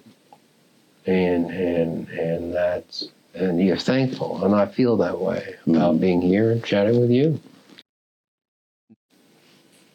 What was the first course that you taught when you came to UTA? I taught American colonial history my first semester. I also taught at least one section of the American U.S. History Survey, and which was a large class in those days, generally speaking. In fact, I definitely taught 3 classes, and there may have been 2 on the survey, so they didn't overburden me with 3 distinct preparations. But we had a 3-3 load as compared to today. Very different. So definitely, and I put a great deal of time into teaching. Well, why was American history your choice to focus on? I suppose it had to do with who I was influenced at Columbia, my own interests, and then Cornell too. When I had to choose a mentor at Cornell, it was Michael Kamen, who at that time was writing in American colonial history. And in fact, People of Paradox, which is the book that won the Pulitzer Prize in 1972, is a book on the origins of, quote, American civilization. And it's a book which has its foundations in the colonial era and then moves to the present at that era. It's a very broadly sweeping book, and one that is provocative and leads to a lot of thought about these issues of liberty and authority, community, as opposed to the individualism, which is so vibrant or so strong in American life. So, and his thinking of paradoxes, his thinking of tendencies that seem to be in conflict, but aren't necessarily that way.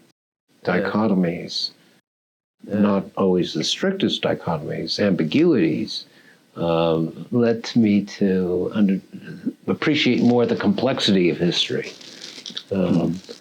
And so the American colonial era had a lot to do with my mentor, In terms of American, I think I just felt the connection. That's was what I wanted to focus on. I was interested in other areas of history, which I studied as an undergraduate. I did a field in modern British history, and also in early American literature, which was had a lot to do with Puritan writings in graduate school. But it was an attachment that just seemed natural to me. Perhaps because of wanting to write on something meaningful in this country's history, but encompassing the period before the United States, the colonial era. And that's been really important to my whole life. And I didn't realize then in my career how I would venture into new fields. And I'm so glad I did. When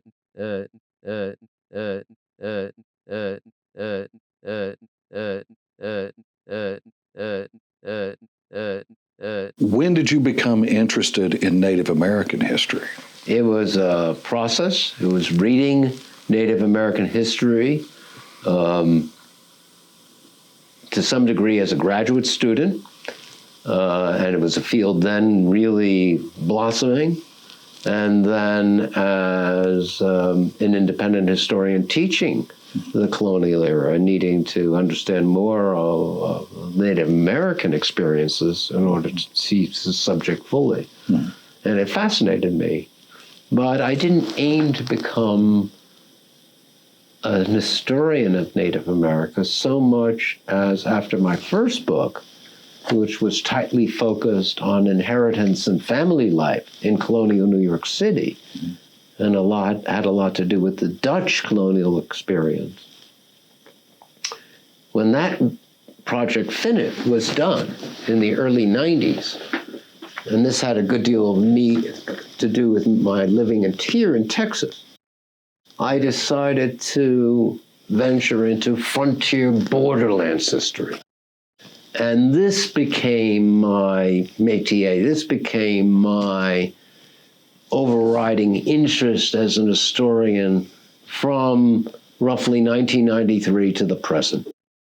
And so the Cherokee book came out of that, but was one that came about through much growth. And then also some risk-taking and wanting to explore and discovering historical experience and human dimensions of that I didn't expect. How was coming to UTA?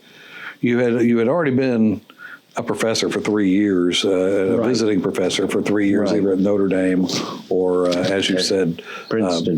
That's right. How did teaching in Texas differ from what you had done previously? It differed in that the students in that period were largely commuting.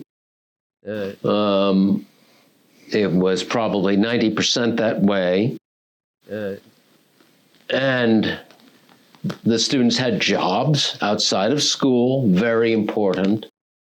And they wanted a degree for quite practical purposes.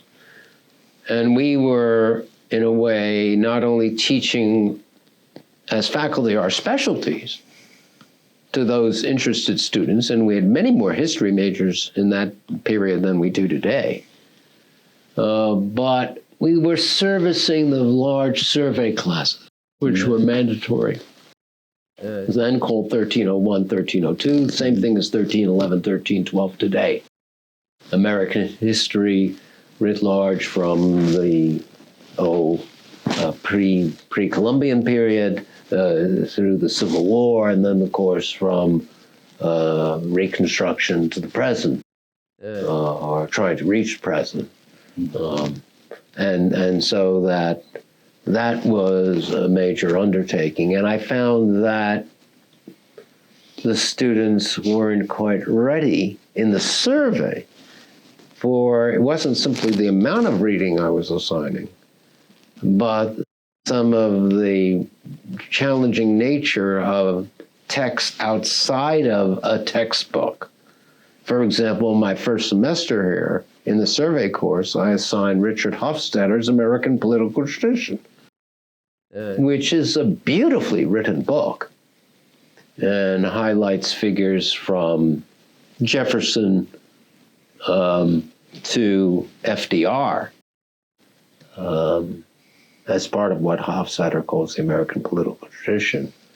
And one student in the comments and the student evaluation said, Professor Narrett ought to get out of his mind that he's teaching at Princeton. Or something, some words to that effect. I had some appreciative, comments, but I think, in particularly in the survey, it was an education for me. And I adjusted. I was flexible. It took some years. I'm a good communicator. I feel the audience. Are they listening? Are the students listening? Are they absorbing? Do they have questions? I always invited questions. I always thought what I was doing was significant. I treated the survey as seriously as the upper division course or the graduate. And the graduate was wonderful in those days. Once I entered graduate teaching in the MA program, because we had a very significant MA program. And some of the very best students were those who were mature and returning to school, often women. I had a woman who had worked as a congressional aide. She did a paper on the Anti-Federalists of Virginia that I'll remember to this day. It was brilliant. I had another woman who may have been in her 40s at the time, and she did a paper on the Susquehanna Company that was centered in Pennsylvania and was based in Connecticut and was colonizing that region just after the American Revolution. And it was a wonderful paper. It wasn't just that these individuals wrote good papers, they were involved in learning. So you had a real difference in teaching from survey to upper division and then to graduate. And I would put as much heart into teaching the survey as the others. It wasn't always as satisfying. You didn't get the feedback. You'd have students who, over many years, would not only not take notes, but that's, of course, a very rare thing today in general, but they might drop out of the class without even withdrawing officially. And then by the 90s, this became an issue because the schools focus on enrollment and they look at the DWF. And I have to say, my combined percentage was significant, and largely because there were a good number of students who dropped out without or didn't come to take the final exam, and therefore would never complained afterwards.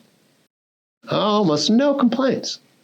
But this was a phenomenon that was already present maybe in the mid to late 80s. It's hard for me to remember that, but was definitely there in the 90s, in which the administration was not particularly pleased of. And they were critical, especially of one member of the faculty, more than me, although I got a little criticism of it, and I felt very uncomfortable about it because I believed I was really teaching very well and giving of myself and giving far more than the students could give, and also adjusting and being fair and not expecting the Himalayas, but maybe the foothills, and still, one had to grade honestly, not seeking to put students down at all. That's never been my approach. But to recognize the good of what was valuable and what work was done, as well as what might be lacking, or how improvement could be done. And any student who came by, too few students came by to meet me in office hours to see how, and I was always open to that. So there were frustrations or difficulties that way. And sometimes, looking back now, I wonder how I did it. I really, but at the time, I was just simply committed to it. I wanted to teach. I wanted to teach well. I wasn't someone who just buried in my research and advancing my career that way. No. And it, in fact, took me some years to make that dissertation into a book, and it was a very difficult study on I was going to ask you that. inheritance and family life in colonial New York, which I used Last Wills and Testaments as my major source, and I learned the Dutch language in terms of reading in order to write the book. And it was very challenging, and it came out of my work as a graduate student. And if I had to do it all over again, I probably would have chosen a different topic, although I love learning the Dutch language, and I can still read today. And of course, I need to polish up, because with a foreign language, if you don't use it, you're going to lose it. But, I remember more than a little. So how long did it take you to turn that dissertation into a book? It took 10 years. Counting the years that I was a visiting assistant, it was very difficult to work on it, and I didn't devote the time to it that I might have, because I was so immersed in teaching at Notre Dame and Princeton, devoting a great deal of time to that, taking it very seriously and adjusting to new places, and then the same at UTA. And also in UTA in 1987, I gave the Webb Lecture. I organized the Webb Lecture. I invited my mentor down and other very distinguished historians. And it centered on, the Webb Lectures that year centered on the bicentennial of the Constitution. It was 1987. And so I wrote an essay which was published in New York History subsequently on the Anti-Federalists of New York. And I love political history. So I love political, diplomatic, and the cultural dimensions of it, and some degree military, and this has been true of my life as a borderlands frontier historian. You're dealing with conflicts, contested spaces, cultural clashes, but also negotiation. And I've been very interested in that part, in the Cherokee book, the negotiating skills, the diplomacy, relative to other native peoples, and not only colonials and empires. This barely touched on, but the Cherokees in the 1700s, believe it. I was surprised. I didn't aim to first focus that book on the Cherokees. I was interested in areas that had a period of independence before they were integrated into the United States. Vermont, Texas. I did a lot of research in Texas history and published in that area. And then the state of Franklin, for example, in what is today Eastern Tennessee. Well, when I began saying, well, after the book, before my book on the Cherokees, I published Adventurism and Empire on the struggle for mastery in the Louisiana-Florida borderland, 1760, roughly 1762 to 1803 in Louisiana Purchase, and was fascinated by the history. How did you balance how did you balance your time between teaching and writing? Because that sounds like it had to be very difficult for you. Well, I really put a great deal of energy into both. And one thing I'm proud of is that I published journal articles in quite an array of journals. Perhaps my top article is that in the William and Mary Quarterly on James Wilkinson, 2012 or so, 11. And to be published in William and Mary Quarterly, a big deal. And something I remember about that that's very personal is that I shared the article with my brothers and with some colleagues. And my elder brother, Eugene, said to me, "David, this is the best article of this type that I've ever read." Now, of course, he was a little prejudiced. He's my elder brother. Right. But on the other hand, Eugene just didn't give out compliments. That's wonderful. He really meant it, and it stayed with me to this day. And he's, after all, the brother who passed away because he was the victim of a hit-and-run accident. Not an accident when you think about it in those terms, necessarily, hit and run. And that stayed with me. And I was coming, but it is a very fine article, nicely written, and I felt it's helping, it's conveying something of Wilkinson as an individual. The greed, the ambition, the political skill, the playing both sides, the being a general in the United States while also on the Spanish payroll. And then winding up eventually in Mexico City in 1825-26, seeking the big win, the big land grab, what he could gain from the Mexican government in terms of a colonization contract, and falling ill of dysentery there and dying and being buried there. This man dreaming of gold, who's just immortal like everyone else. So that immortal. So, and that article and publishing in the Southwestern Historical Quarterly, a couple of articles, one on Texas's annexation, one on Bernardo Gutierrez de Lara, who I told myself reading of Spanish, not the hard, well, okay, I'm not going to brag too much, but it's part of my life as an historian. If you're going to do Texas history, you better learn Spanish. And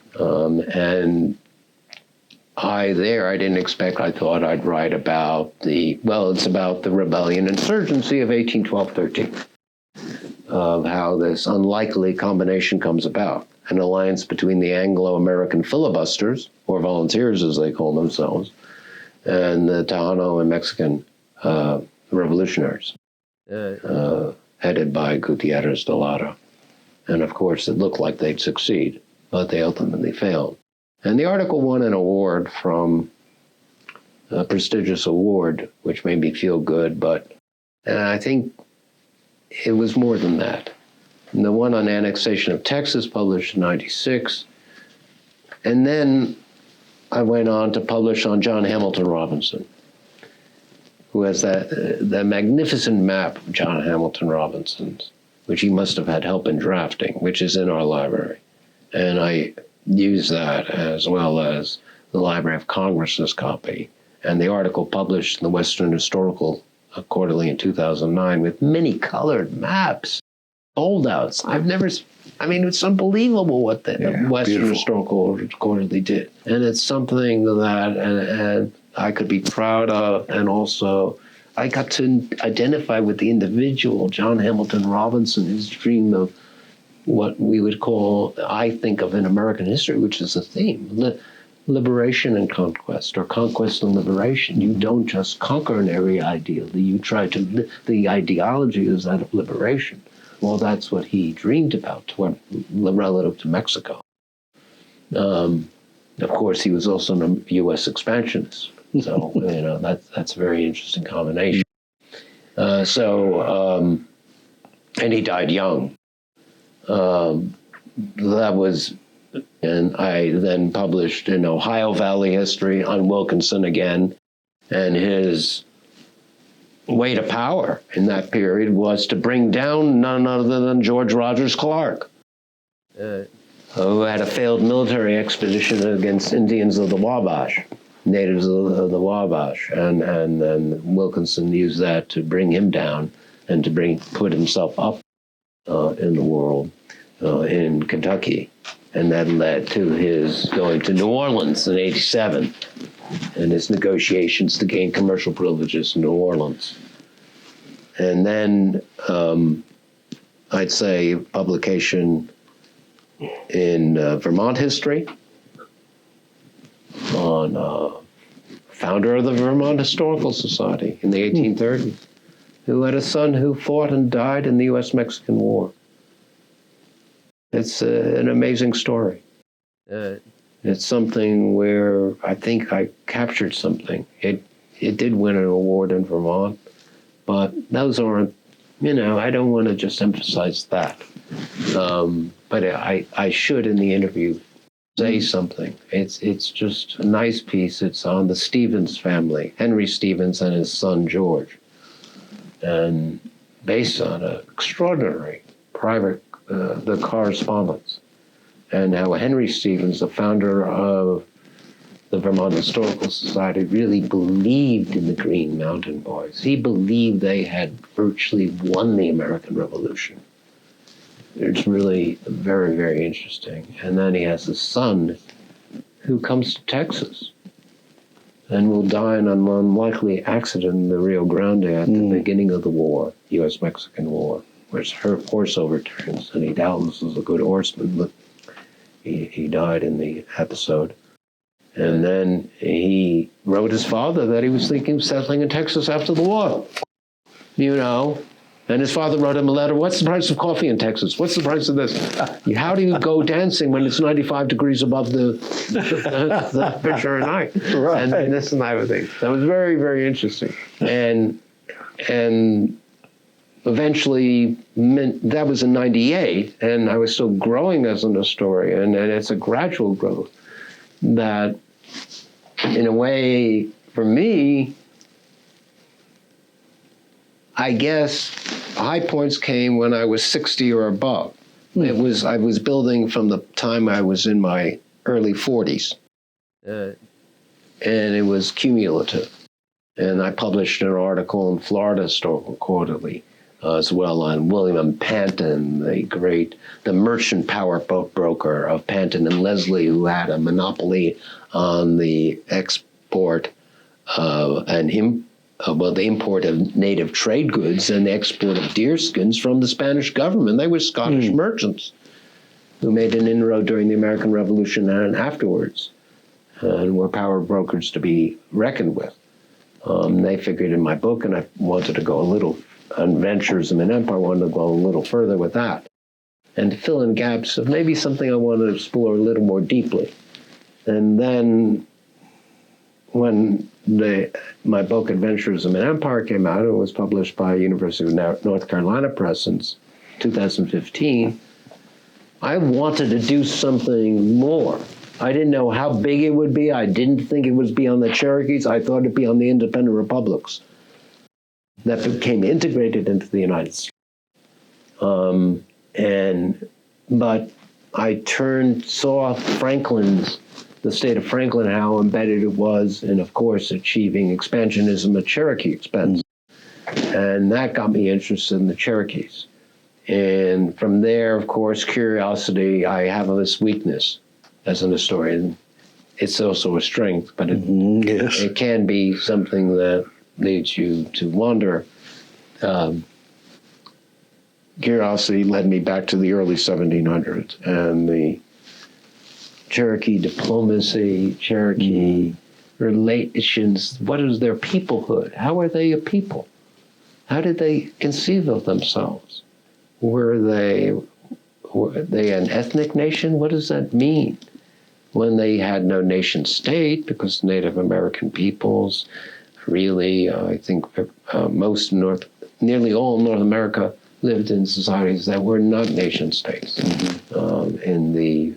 Prior to colonization and in the colonial period. Of course, Cahokia, you could argue, and Mississippi, and perhaps were states of a type, but in the historic period, in the period of, in the colonial era, when we see native societies, they're not nation-state societies. And yet, how do they then cohere? Clan, kinship, the idea of blood ties, rituals that give meaning to their lives. And this enters into the diplomacy and the negotiations with other native peoples as well as colonials and empires. So that came to be the subject of the book. And that's why it's called The Cherokees in War and at Peace. And I wrote it with the intent of trying to reach the general history reading public, or as much as possible, it may not be, we'll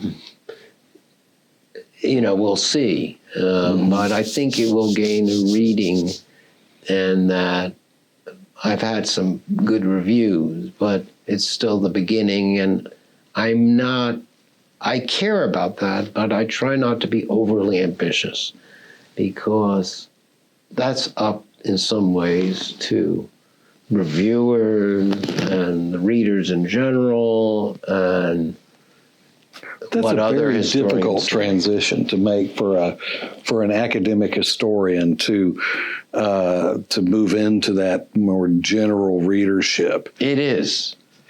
I think it's really, I did not want to write the book for scholars alone. I thought Adventures in Empire is a well-written book.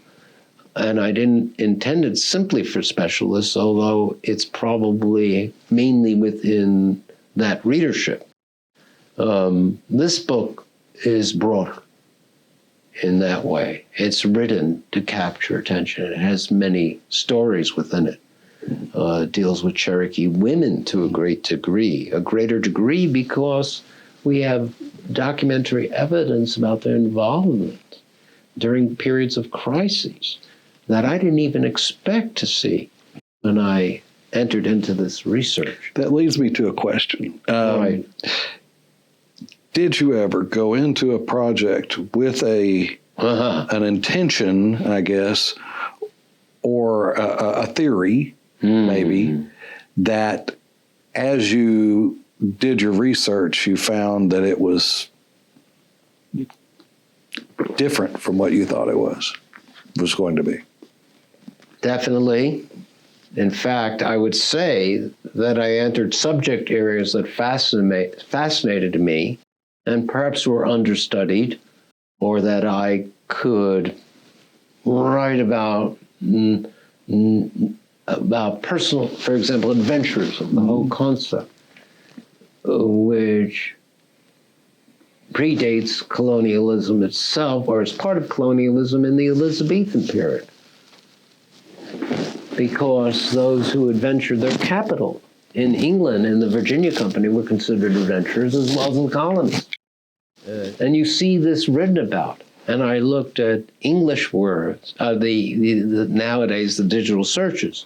And I looked at David Hume and other writers, and all right, what did they write about adventurers? And it was extraordinary what language they used in describing colonists, as well as those who invested their persons or their money in overseas venturing. And Francis Drake, for example, and others, and how they commented on the Spanish conquistadors and so forth and so on. So I found language what words are used? How do the Cherokees, they will use how blood. Blood is very important. Now, it's not our word. I mean, that's an English word. But how then do we learn about the Cherokees in the colonial period? It's an imperfect knowledge. It depends to a great degree on the interpreters. Who were the interpreters? These were men. They were largely British. More of them were Scottish than English, who went into the Cherokee country. They took native wives or mistresses. They learned the language. They were active in trade. That was their business.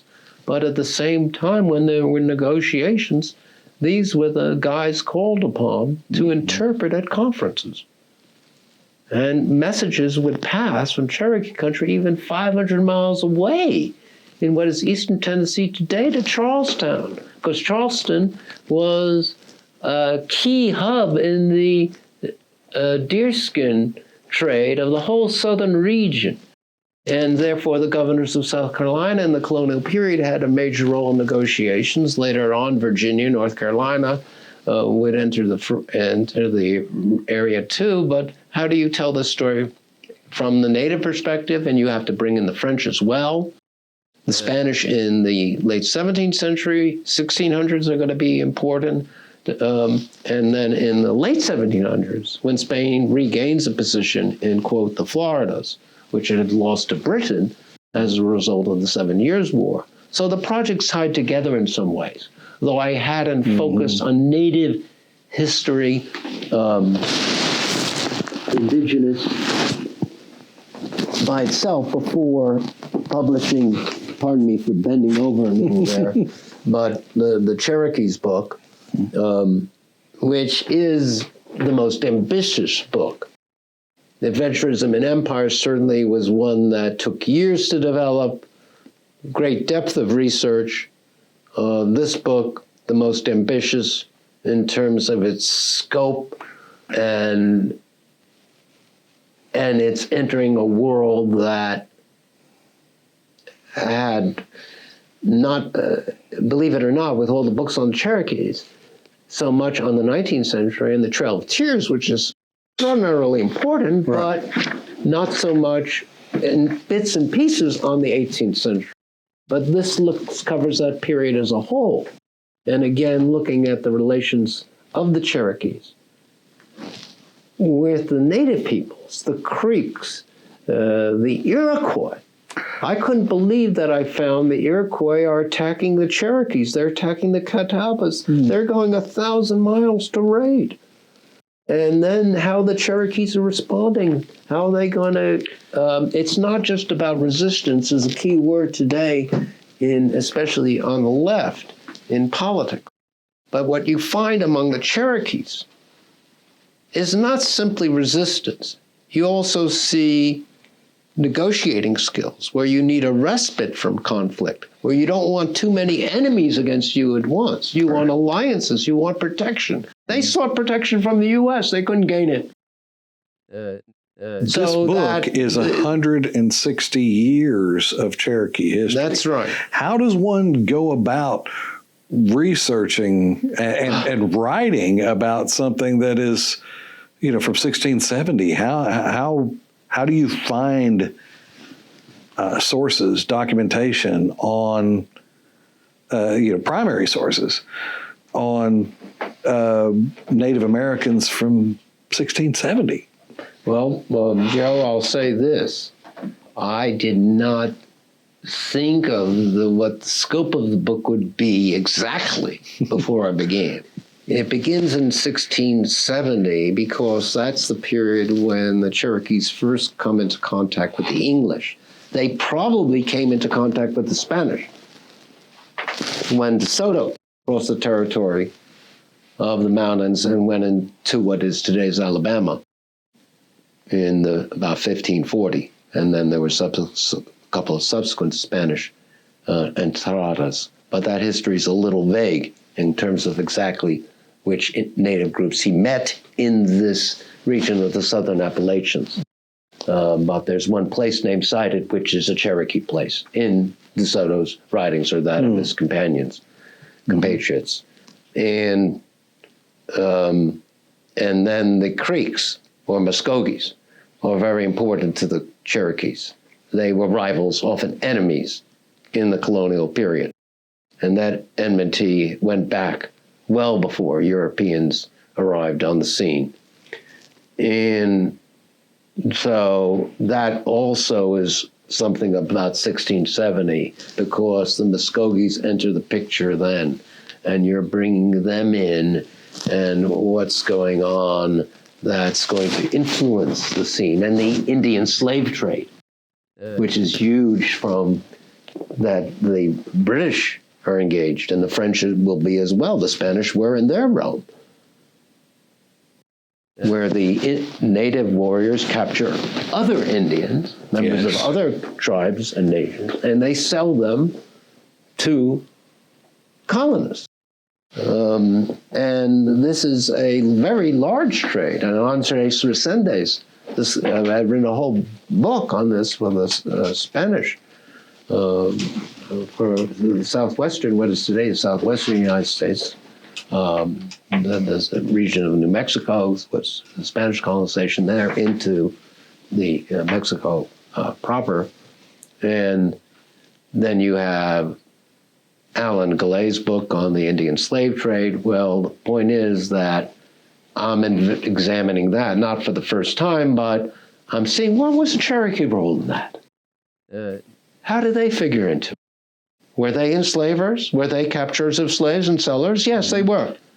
Were they sometimes victims? Yes, too. But more often on the side of those who, on important occasions, on the side of those who would take slaves, other Indians, and sell them. So the fact is that you go from an era like that, and 100 years later, you're in the American Revolution. Well, I may be fast forwarding a little bit, but when did the split between the Eastern Cherokee and the Western Cherokee, when did that occur and why? That occurs in the early 1800s.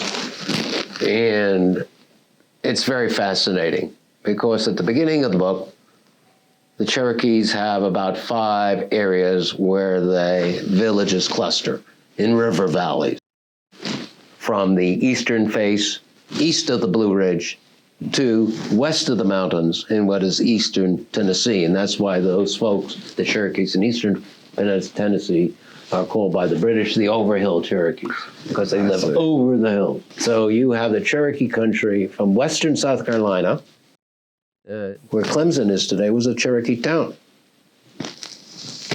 to eastern Tennessee, western North Carolina is included in that, parts of northern Georgia, northern Alabama. And of course, through the crises of the British-Cherokee War of 1761, and especially the American Revolution, the Cherokee geography will change. But there's a great change, too, in the early 1800s, where the United States is pressuring the Cherokees to yield their lands, their ancestral lands, and to migrate west of the Mississippi. And this really begins during Jefferson's presidency. And Jefferson proposes it as voluntary, but he wants to incentivize it, and the federal agent on the scene is doing that too, who is actually a meticulous and in that period, a fair-minded man, but he believed this was so-called best for the Cherokees, and it's, I'm not saying it was. No, not at all. Not at all. And they resisted that agent, the Cherokees, that is, they said what they would do and what they wouldn't. In fact, the whole drive of the United States to get them to move west, is what led to the Cherokees forming a national government, the genesis of which you see by 1809-10, not just with the Constitution of 1827. So it's very fascinating. And you have Cherokees moving to Arkansas as early as the 1780s, more in the 1790s, more still in the very first decade of the 1800s, and more in the 18-teens, so that by 1820, there are about 3,000 Cherokees living in Arkansas. And they took that route partly because they saw the handwriting on the wall. They're going to be pressured out. Second, the U.S. offered incentives and made guarantees of lands to be settled by them in Arkansas.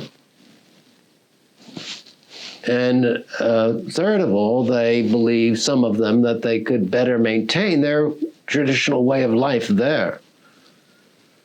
And there was a real split between those who migrated and those who remained, because those who remained, which was the great majority, felt the others had betrayed. And yet there remained a sense of kinship, peoplehood.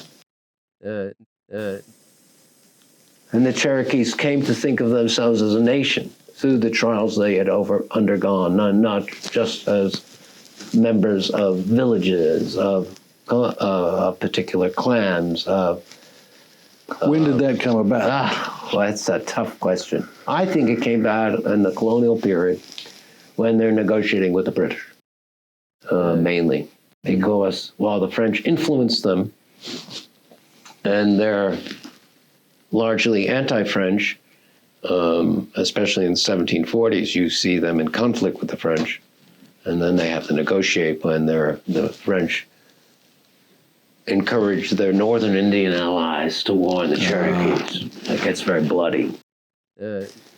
And these histories are all interrelated. That's the fascinating thing, too. The Chickasaws, for example, were allies of the British. They wanted the British trade. The French in Louisiana, the governors couldn't stomach that. They made war on the Chickasaws and tried to employ the Choctaws as much as possible against the Chickasaws. The Cherokees, their main trade route is to Charleston, and their ties with the British are far deeper than with the French. So they act accordingly. And the more they can show prowess against the French, the more, for example, guns, munitions, goods will come their way. And they're very clever about it. They're not simply dominated. You don't even have white settlement of Cherokee lands or approaching Cherokee lands till really the 1740s, 50s, because they're an interior people. And what I mean to say was the common stance was through consultation about how to negotiate vis-a-vis the British, how to work out the best deals in trade to make sure they weren't abused, that the trade was good, the trade was fair, and also that they would gain the respect they needed and be appreciated. And this idea of reciprocity was very basic to their diplomacy. So I found that it was through negotiations with the British, their need to unify also against the Creeks, who were developing their own sense of nationality at that time. I mean, they had a sense of being Muskogees, but they weren't a nation state. Some people say they were a confederacy, some historians. That's hard to judge. What is a confederacy? When you don't have a central government, when you have individual warriors, when you have them as largely autonomous or fighting in small groups and sometimes teaming up in larger numbers on certain particular occasions. So it's through negotiations and dealing with colonials in many ways that the native nations form as nations. But it also has to do with their politics and their rivalries with other native peoples. And ultimately, was it the Western Cherokee that ultimately moved into East Texas? Very good. Very true. Really began to adopt more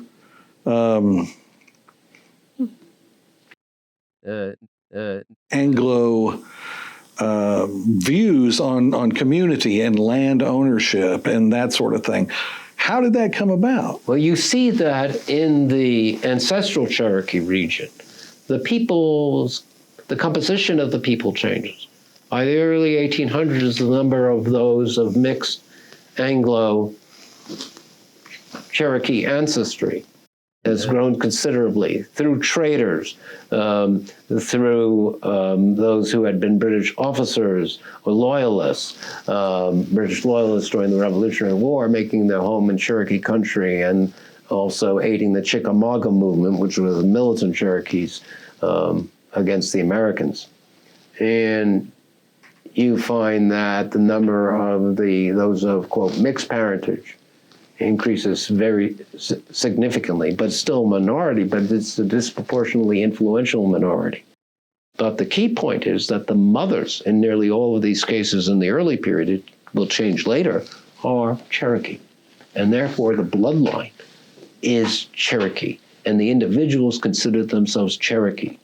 John Watts, very important Cherokee leader of the late 1700s, who was a leader in the Cherokee, in the Chickamauga movement, and wasn't just a warrior. He was also a negotiator, too. His father was a Scots trader, but his mother was Cherokee. And who really did he grow up with? A mother. And his uncle was the important Cherokee leader, Corntassel, who figures in my book, for example. And he was murdered by white vigilantes, Corntassel was. John Watts took it very seriously. Who else had a Cherokee name? Konokiski. So you're entering and I'm learning as an historian as I'm writing. So this is something I've come to during my career. I haven't started out with the hypothesis. I'm trying to figure it out. So as you're going along, your hypothesis is developing rather than you're entering it in or entering into the work with the hypothesis. Yeah. Okay. I have certain ideas, especially in the adventurism book. I had the idea of adventurism and that this region is open not just to government contestation between imperial governments, but private individuals. They may be Anglo-American, they may be French, they may be occasionally Spanish, but they're going to try to go for the main chance.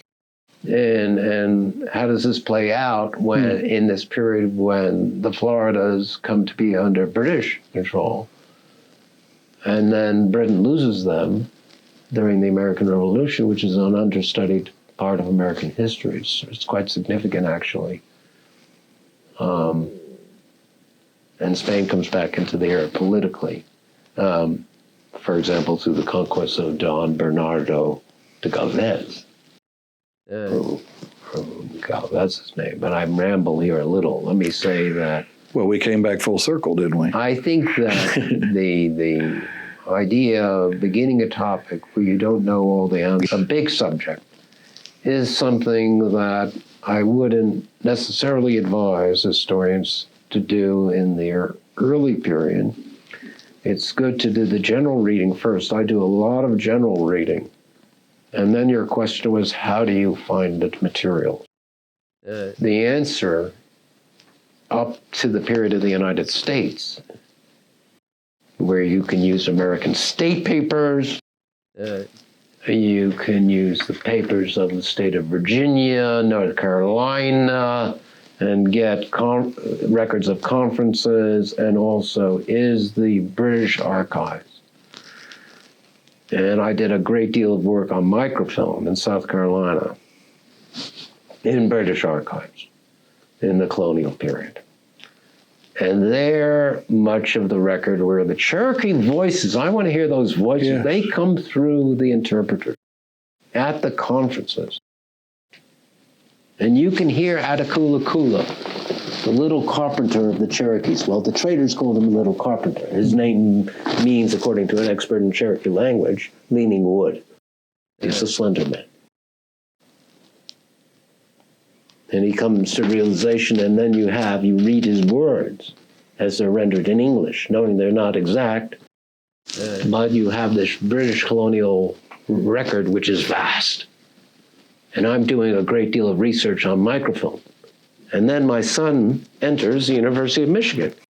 Well, what does that have to do with anything? Because he's going to wind up studying science and physics. It has something to do with it, and I'll say for this purpose of this interview, I happen to be the dad, and I have access, legitimate, I think, to the database, which is, I don't know if it's 15 years old now or 20 years old, through the Adam Matthew. And that is the British Colonial Office. I see. And all of a sudden I'm searching digitally and I'm looking at the original document. No, I have all this stuff on microfilm. It's a great deal. Microfilm is tough on the eyes. And the other stuff isn't easy either. You're still looking at the screen. And you're copying a good deal. Or you're downloading. So you can, and then you check your work so you don't make mistakes. And that's really that's important. But you get to Attakullakulla, and he's meeting with Governor Littleton, and he's saying why he had a run-in when the Cherokees are allies with the British, why he came to have, why he had a dispute with great warrior Forbes, John Forbes, the leader of the expedition that took Fort Duquesne from the French, then becomes Fort Pitt. And he's very clever at it, Attakullakulla. You can also find his words about when he tells Littleton, he asks him, our women are just outside here at this conference. Why don't you have women at the council? Your women. He's needling him in a certain way for a certain purpose. He knows that he's been at many conferences. He knows that the English don't have that. Mm-hmm. And they usually, the native women are not part of the direct conference, but they're in the know. Mm-hmm. And their interests are taken into account. Mm-hmm. So, and then he says something at a certain point in the war to Littleton, and he's one who favors peace with the British, despite rising tensions over several issues. He says, I always tell my people not to make war with the white people. The white people, because they're too powerful, they can destroy us. And you get the voice, you get the words translated. Well, the interpreter, whoever that guy is the one you're in a way dependent on as an historian. But when I read these documents, in most cases, the native voice is coming through because the interpreters they're not literary, they're not writing novels. They're trying to get at the meaning. And also they're often men of moderate education, some of whom the natives respected quite a bit. It depended who it was. One guy named Wiggin, who was an interpreter or a trader for up in the Cherokee country for about 30 years, they really respected him. They called him Old Rabbit because he could traverse the mountains. So they want the traders with them because they supply. Mm-hmm. But they don't like traders who will just feed them liquor. Right. And make a killing that way. Mm-hmm. And so you get a human dimension in the history that brings it alive. But the answer to your question is really, in this case, the British Colonial Archives first, supplemented by the French. Mm-hmm. I have reading knowledge of French going back to college and high school. And that I had a week in Lafayette, Louisiana, where I'm looking at that on microfilm. I'm copying as much as I possibly can, putting on flash drive. And then the third, and actually the second in importance, the British first. The French is really very, very useful to know what's going on. And then the third is the U.S. And the U.S. records of the Washington presidents, of the Articles of Confederation period, the Revolutionary period, the war, which was devastating to Cherokees because they sided with, a large group sided with the British at the beginning of the war. They're invaded. 50 of their towns, virtually all, are destroyed by the militia. One of the largest militia invasions of the Revolutionary War. 6,000 men. They burned 50 Cherokee towns to the ground, virtually all. And then there's a faction that develops that wants neutrality, that wants out of that war. And they negotiate. They're negotiating with Patrick Henry. They're seeking a way out. Meanwhile, the Chickamaugas are more militants, and that's a kind of a shorthand because they're not only live in the Chickamauga region. They move south and west, near where Lookout Mountain is today. And they're more on the attack against the Americans and getting hit in return, but still, they're going to do that. And so the Cherokees are not unified. And one thing that's remarkable in the 18th century, 1700s, they can be on different stances, but not go to war internally. That's going to change in the 1800s. There's just some type of change which I couldn't go into in depth because the last chapter covers from Washington's presidency, the farewell address, or his farewell address to the Cherokees before his farewell address to the U.S. 1796, he addresses the Cherokees as a benevolent father figure and gives them advice about a plan of civilization and so forth and so on, how they can form a government. Of course, they have that town councils going back centuries. And in that last chapter, it goes from that period, that time in the 1796 roughly to 1840. So it's an overview. That was a tough chapter to write. It was an important chapter. I did more with it than I thought. I looked at the records of the Indian Agency, of the U.S. Indian Agency, the federal agency. The records are vast, and they are on microfilm. And if you purchase a subscription from Fold 3 or Ancestry.3, they can become available. Or you go to the Southwest Archives, which I did an occasion in Fort Worth. Once they moved from Montgomery Plaza to way out, God knows where, that became more of a challenge. Right. In fact, they were, previous to Montgomery Plaza, they were in the old WPA or PWA buildings way down South McCart or whatever street it was in Fort Worth. So anyway, the point is that I became fascinated with Sequoyah. I brought him much more into the chapter than he was originally, at least a few pages. Here's a man who really wasn't that comfortable about being around white people. It's not even clear he was fluent, literate in English. And yet he develops a syllabary. And also he was one who participated in negotiations. He was a member of the small Cherokee delegation that ceded to the United States nearly all the land that the Cherokees had in Arkansas, but they kept the most western portion. And that was the Arkansas boundary with Oklahoma today. I didn't have time to go into that, but it was shifted east for some miles. That's the only plus they got out of the negotiation besides money.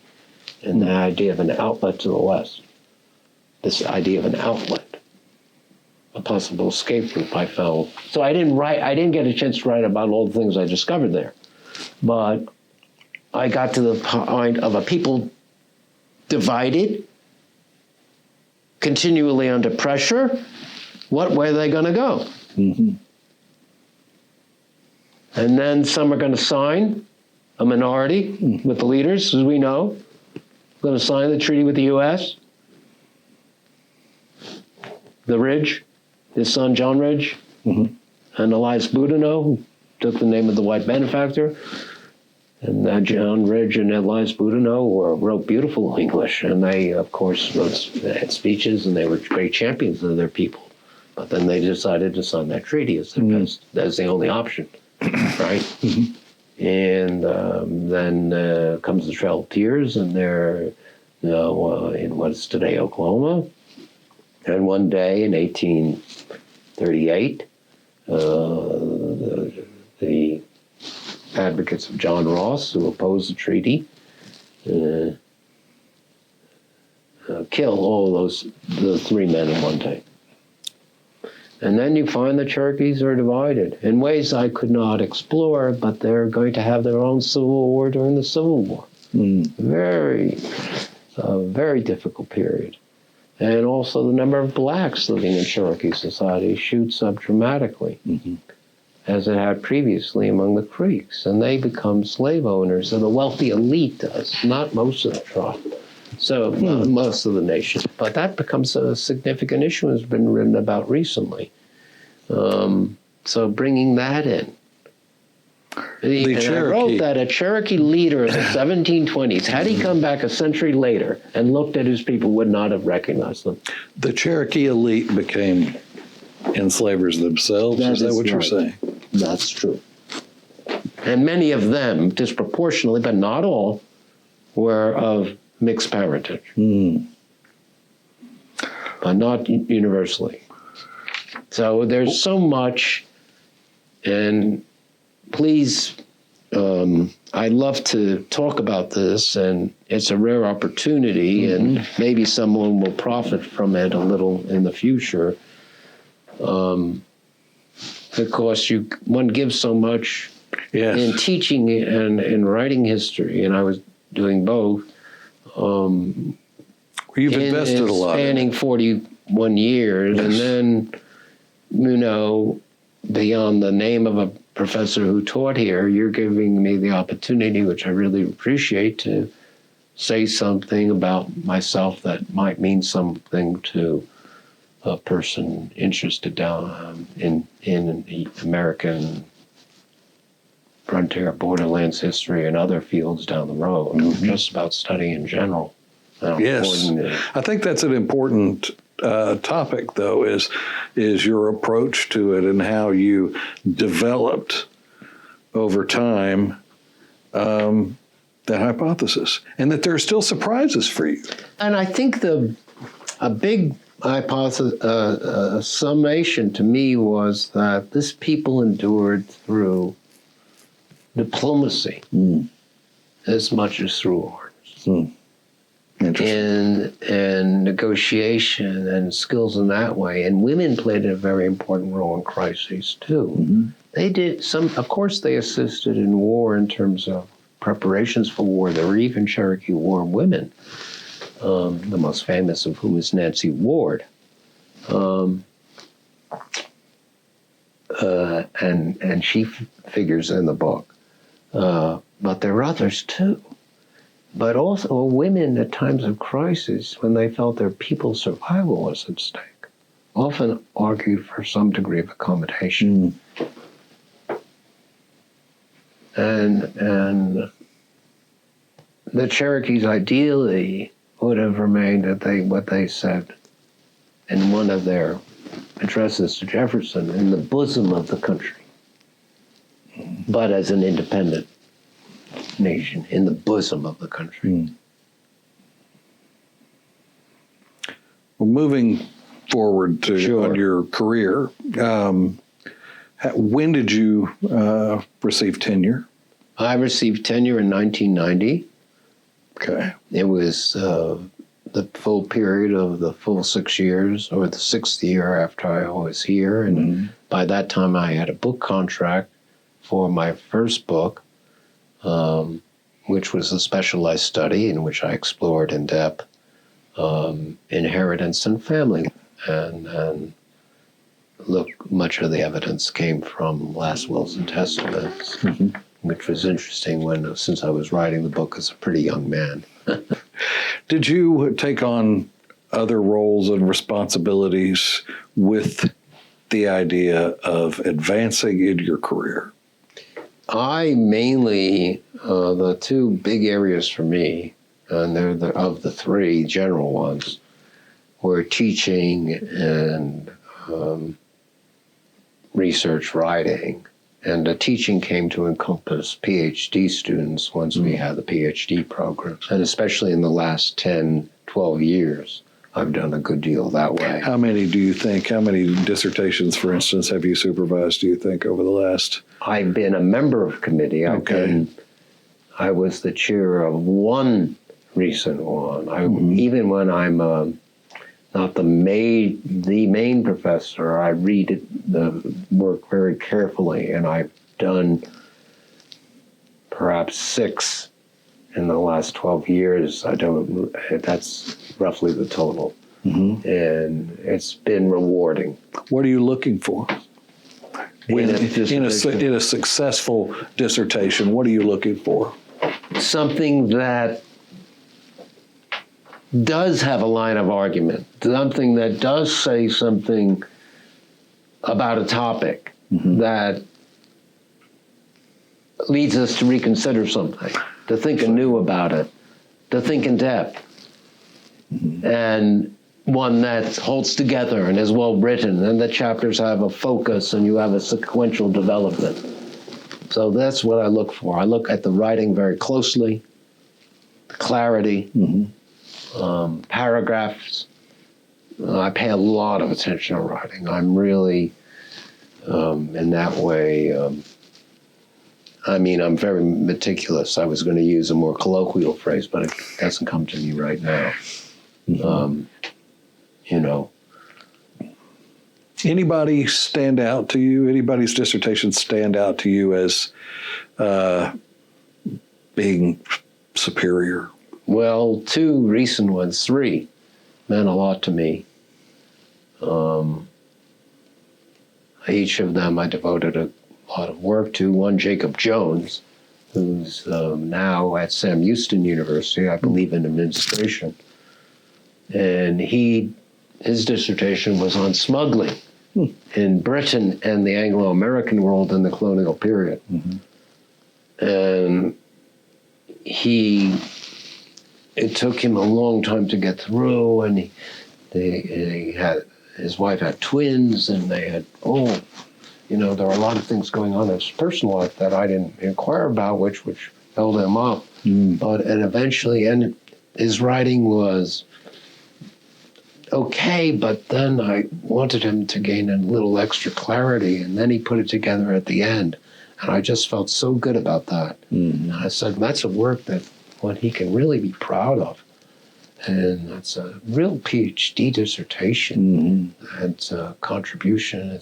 He explored things in depth. It was really, really a strong work, and it gave me a feeling of satisfaction. And then 2 others, quite recently, John Harris, who wrote on Barbados and Guyana and British colonization and the connections with the native peoples, colonists, enslavement on Barbados and slavery, and also the relations between Barbados and colonial adventurism and the mother country in this era when colonization was largely the work of private adventurers who could get the ear or patent or license of the center, but the center wasn't controlling matters in the early period. There was a great deal of chaos in Barbados, and John Harris, who's now teaching at Tarleton, brought that out, and really terrifically. And then Angela Austin and her work on childhood. What a topic. Child servitude in colonial America and also in Britain in that period. Wow. And she writes very well. And she put a work together that was first rate. And in a couple of these cases, I said, my advice was take an extra semester if you need to really refine this and make it the best work you can, polished work, the one that will hold together. It doesn't have to be perfect, of course. It shouldn't be as a dissertation, or let alone even a book. But I felt good about that. And a previous student, Jeff Dillman, who was encouraged to take an extra semester, and I had a role in that because I replaced a member of the faculty who had left, or he had had difficulty working with, and he asked me to come on, and I did. and then he published work on the Caribbean and colonial perspectives on the Caribbean, the environment, and was published by University of Alabama Press. So I felt, well, I've done something there to help. Mm-hmm. And so those were my major areas in teaching, but giving a great deal of time to the history majors in the undergraduate courses, the survey through the time I taught it, which was through 2018-19 about, and then the graduate level. And then doing not quite as much in the service area because one can't do it all. Right. And that was not my forte. Mm-hmm. However, I stepped up on certain occasions, and I'm proud of that. Mm-hmm. As being on the tenure promotion committee, mm-hmm. and also in the, I don't remember what year it was, 16, 17, 17, 18, I was the chair or co-chair of the College of Liberal Arts Tenure and Promotion Committee. Oh. And it involved a lot of work, and I think myself and my colleague, M.A. Israel Pelletier did the committee felt good. Mm-hmm. We weren't fighting with each other. I mean, you're right. Faculty, you're working together, you're assessing faculty. Mm-hmm. It's an important position. Mm-hmm. So that's a short answer. What role do you think AI plays? That's going to be hugely important. And it's something I saw this last semester when I was teaching. That a graduate student, or rather not a graduate student, but a senior. As seniors here in their history majors, a senior seminar paper. Mm-hmm. And I was teaching that course, which I really enjoy. And I've taught it a number of times, especially in this last decade. And even before, I had one student years ago when the course was called 3300, who she did a research paper, Ellen McClure, on Parker County just after the Civil War. And vigilante action of settlers that wiped out a Unionist family after the war was over. They really murdered them. Mm-hmm. Whole family, and the episode was more or less buried in Parker County history. Yeah. And then she brought that out and was published in the Pacific Historical Quarterly. Mm-hmm. She did that paper originally as a student in my seminar. Mm-hmm. So that's a point of a little pride, but sure. She did the work. Of course. And then I'd say that your question again was? The role of AI. Oh, well, in this last semester, I found a student was using the AI overly much, mm-hmm. overly dependent on it. Mm-hmm. And at first, the student was a little defensive about it. Mm-hmm.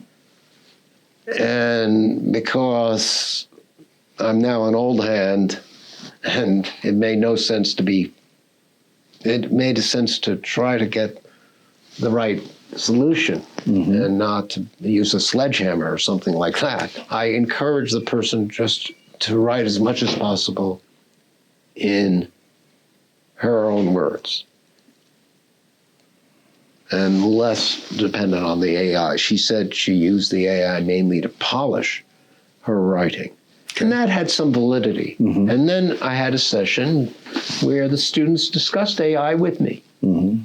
And we talked about its uses, and they told me how they used it for bibliography, they use for various purposes that are completely valid.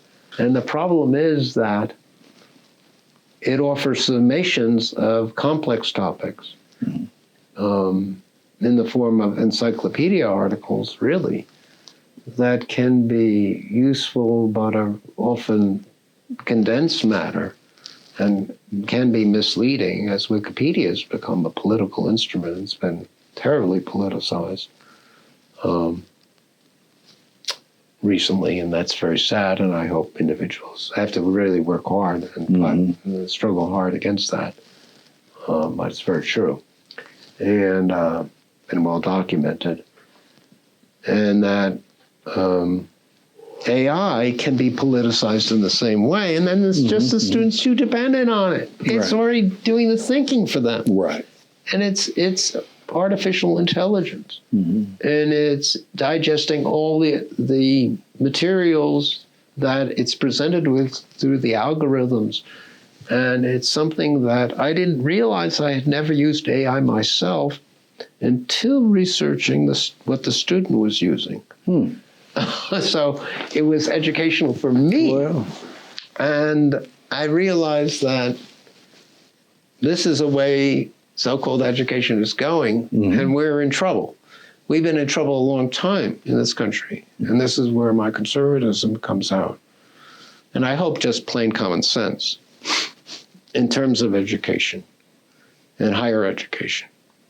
And that's a topic for another discussion, perhaps, because I've been chatting a long time, maybe a little tired, and it's a big issue, huge issue. It is. It is. And I think we've had a great deal of problems in the universities in the last few years, which are just a symptom of something that's been ongoing for a longer period. And there's no quick fix. Is it? But I think that this business of AI happened to come along during this period, and students are going to use it. And I think with online courses, and this is one of the reasons I don't believe in online courses, because then the students aren't, meaning I don't think they shouldn't be taught. I shouldn't go that far, but that can be problematic. What's the relationship? If there are 30 students in a class, how can a professor, instructor, relate to all those students just in digital land? And in a small seminar, you can do it. And I did it the COVID semester. I taught, I guess I'm proud of it, that I taught when the university was only half open in 2021. And I'm the second oldest member of the department. Big deal. I'm teaching every day possible on campus. And why not? Because you're not right on top of the students. I wasn't masked necessarily while I was teaching, but I carried a mask every day of those days. I had my booster shots, or at least 2 of them. I got COVID a couple of times, but it was 2 of the cases were after travel, not surprisingly. Right. And that's, the fact is that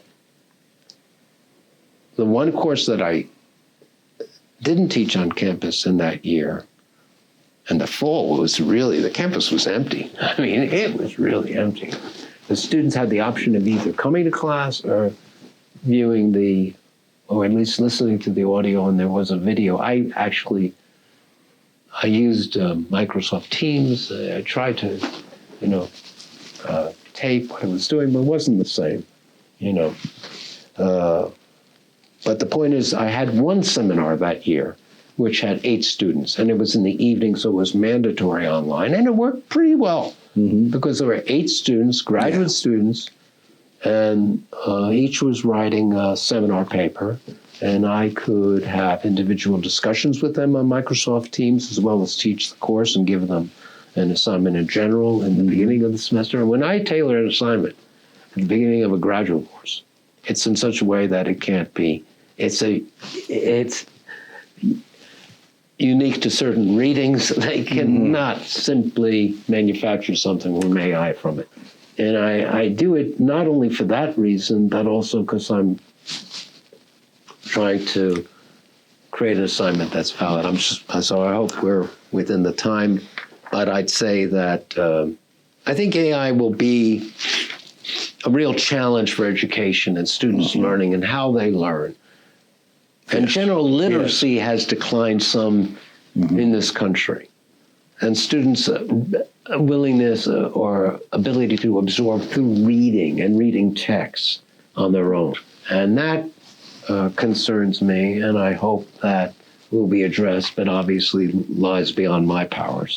But you're not one, suffice it to say, you're not one who believes that AI is evil. Not at all. I don't. Academia. It's a useful tool. It can be, and I don't know enough about it. You see, my knowledge of AI is very limited. I saw how it can be used or abused or students can be overly dependent on. And I found that out for the first time just this last semester. And then I try to wean the student not entirely away from it, but toward more individual work, meaning more of that student's individual voice, ability, while still not saying you can't use this. No. Right. And it has probably greater value than I'm aware of.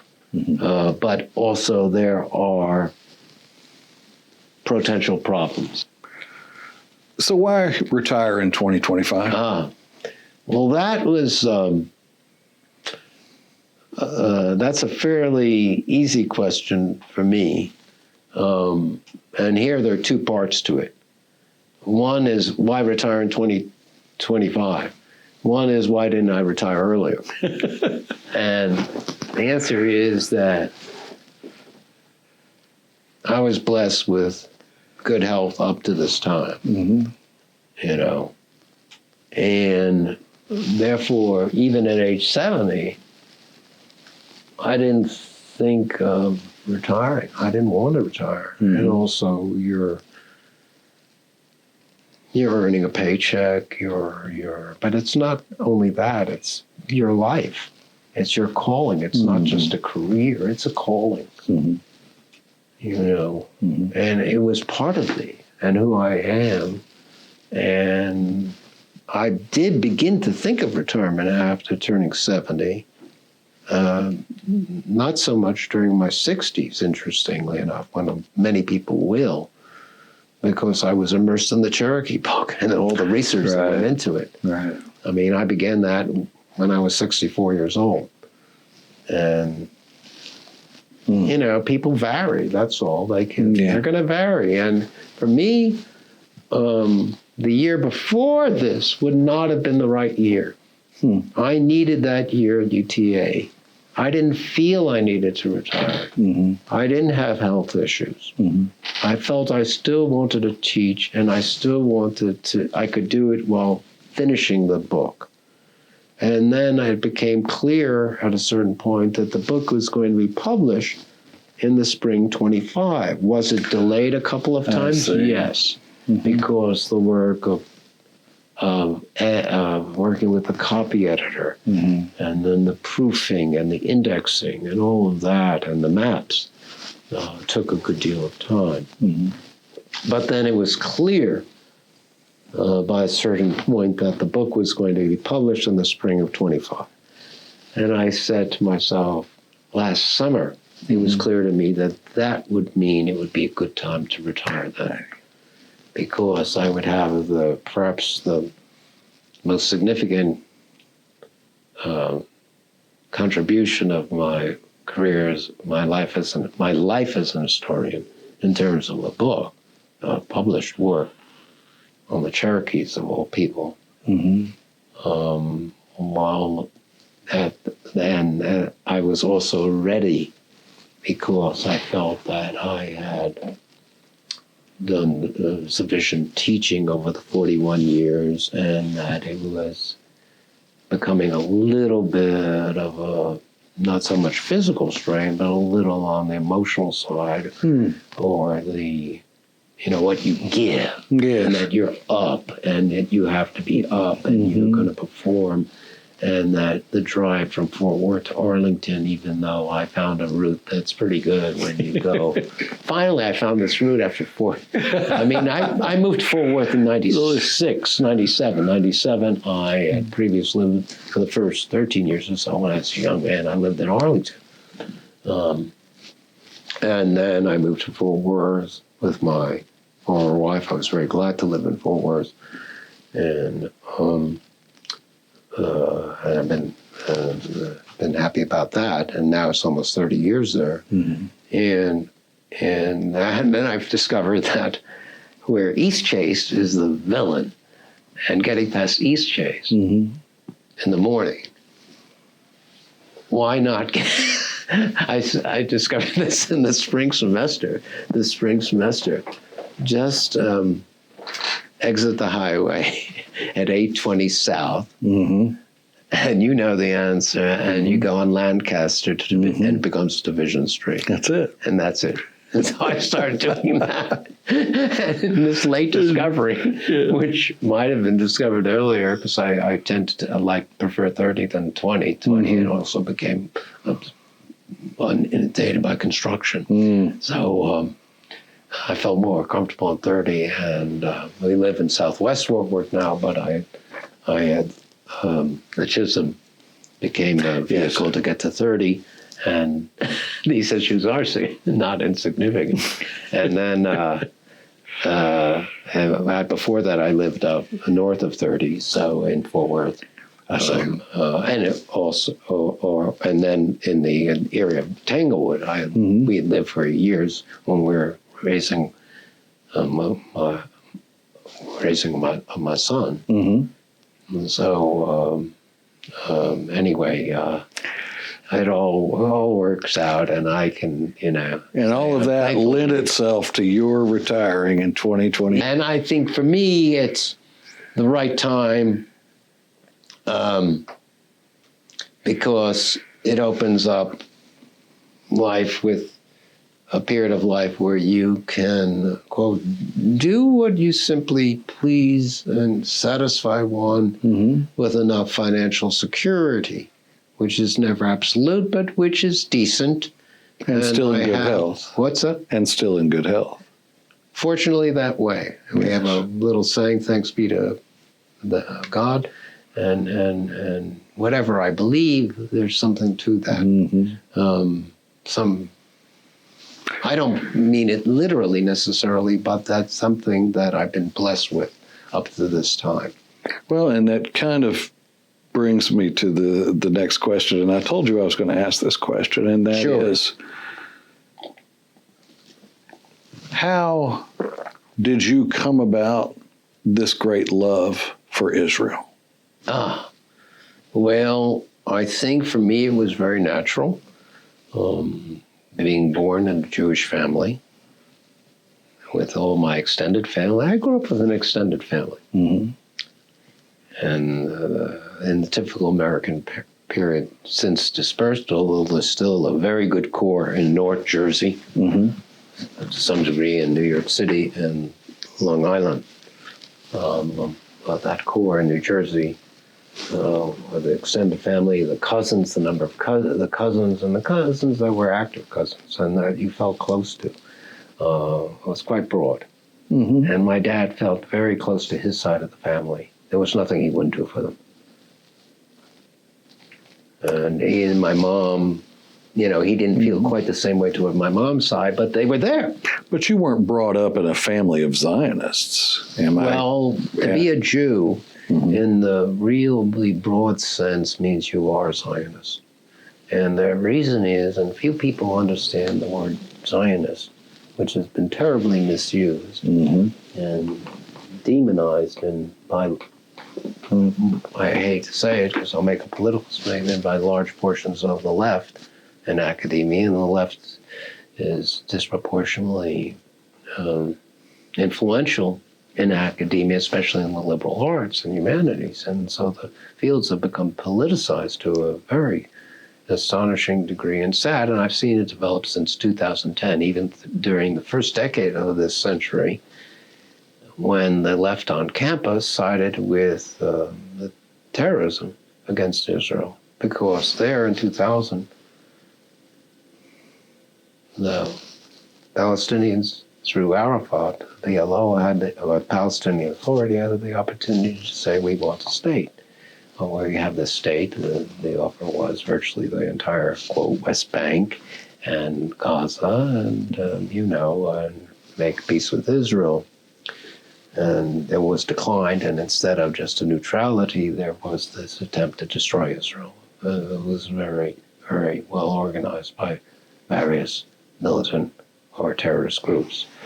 And it was ultimately defeated, but not before 1,000 Israeli civilians, including, children as targets, were killed or murdered. So that's from an Israeli perspective. And that's my perspective. And also as an American Jew and as someone who's a grandchild of immigrants, someone who's the generation before me went through the Shoah. I don't know those relatives. I don't even know the man whom I was named after, who he was. I was just told he was a good man. I didn't know enough to ask more. So have you always had this passion for Israel, or is this something that has developed and grown? It's grown over time. It's grown, but it was there in my childhood because my grandmother, one of my grandmothers, was a member of a Zionist organization. She had been a socialist in her earlier days, and then after the Shoah and the destruction, she became a Zionist. And Zion, after all, is a word that's terribly misused today, and it's demonized. It's really disgraceful and extremely sad what's happened, and we need to fight against it. We in the Jewish community, to what's called the narrative today. We need to claim our own narrative, as Yossi Klein Halevi has said, who's quite a significant author and a liberal, as well as a Zionist, to claim our own narrative. He's a man who made aliyah when an American Jew or Jew from any other country goes to Israel to live. They're said to make aliyah. That means to make an ascent.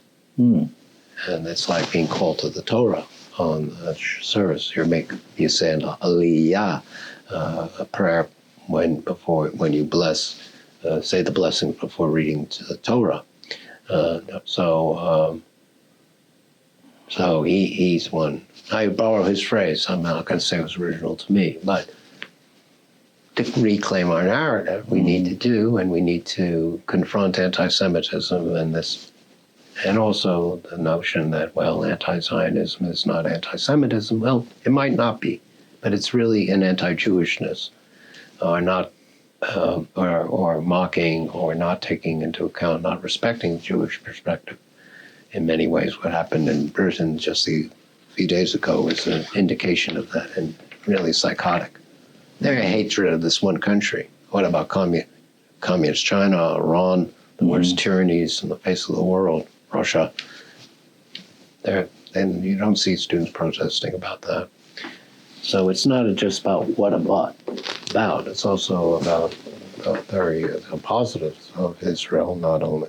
No country is perfect, and I could easily point out some flaws and things that are, internally could definitely stand improvement in that country. But I will say that from my perspective, and growing up the way I did, the extended family, everyone was very staunchly pro-Israel. I have a cousin, a second cousin, who made aliyah and became a farmer, as Arab as well as Thai workers. Not a big operation. I don't know how he made out during the recent war when Hezbollah was firing hundreds, if not several thousand rockets at Israel over 10 months. It was barely covered by the mainstream press. And 60,000, 80,000 Israelis had to evacuate from the northern border. I was just there. We had the privilege of going to the northern border for the conflagration with Iran, the Iranian regime, because it's not with the Iranian people. The Iranian regime occurred, and it had to be taken. This was a necessary existential war. Existential. But let me say something about my youth. I was born 3 years after the state of Israel was founded as a modern state through a war of survival that was forced upon the people, the Jews of the land. And the partition was accepted, the partition planned by Ben Gurion, but it was rejected by the Arab countries, including Amin al-Husseini, who was a very significant Palestinian Arab leader who was an ally of Hitler during World War II. So you have to understand what was the environment of 47, 48. It was a war of survival. And I'm not saying my side was totally right, the other side was totally wrong, but basically we had to fight. And it's amazing that they endured. And I'm proud of that. And I think the willingness to be pragmatic as well as strong is very important. And to have dialogues across cultural boundaries, national boundaries is significant too. We did that during the trip. We met with a young Muslim woman in an Israeli village in the Galilee. We met with a Christian Arab woman who was very knowledgeable. You gain insights that way. So that was a privilege on the tour. And you see how Israelis go on during a war, which their populations, their centers are being targeted. Well, Israel is only targeting the military of the enemy. And their military is an openly declared nuclear weapon sites to destroy. They have announced this, and they must be taken seriously, that their aim has been for decades to destroy Israel. And they were behind the October 7th massacre, slaughter, which is beyond words what occurred. And I must say that the lives that were lost were so beautiful, so precious on that day that it cannot be measured. They can't be brought back. But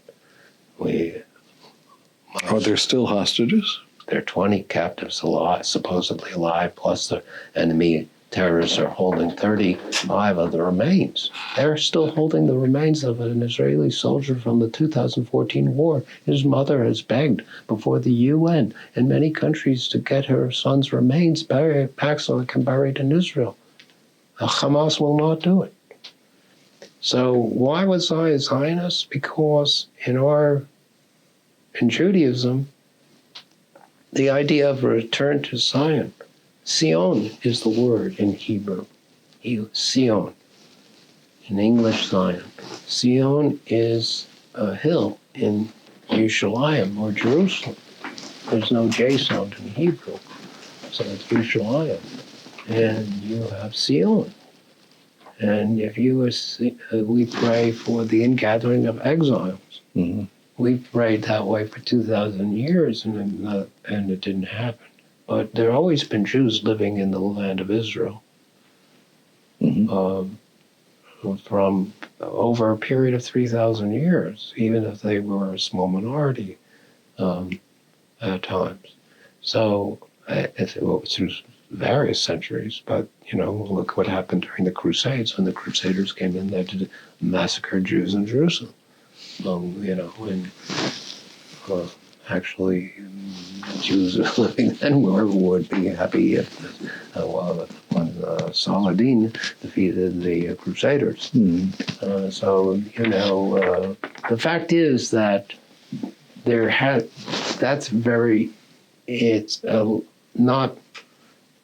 it's part of our history to have a presence in the land and to have a central core. And you can't easily sustain the people without that. And also that place is there. It built for very genuine reasons. It wasn't simply, we don't have to be so defensive about it.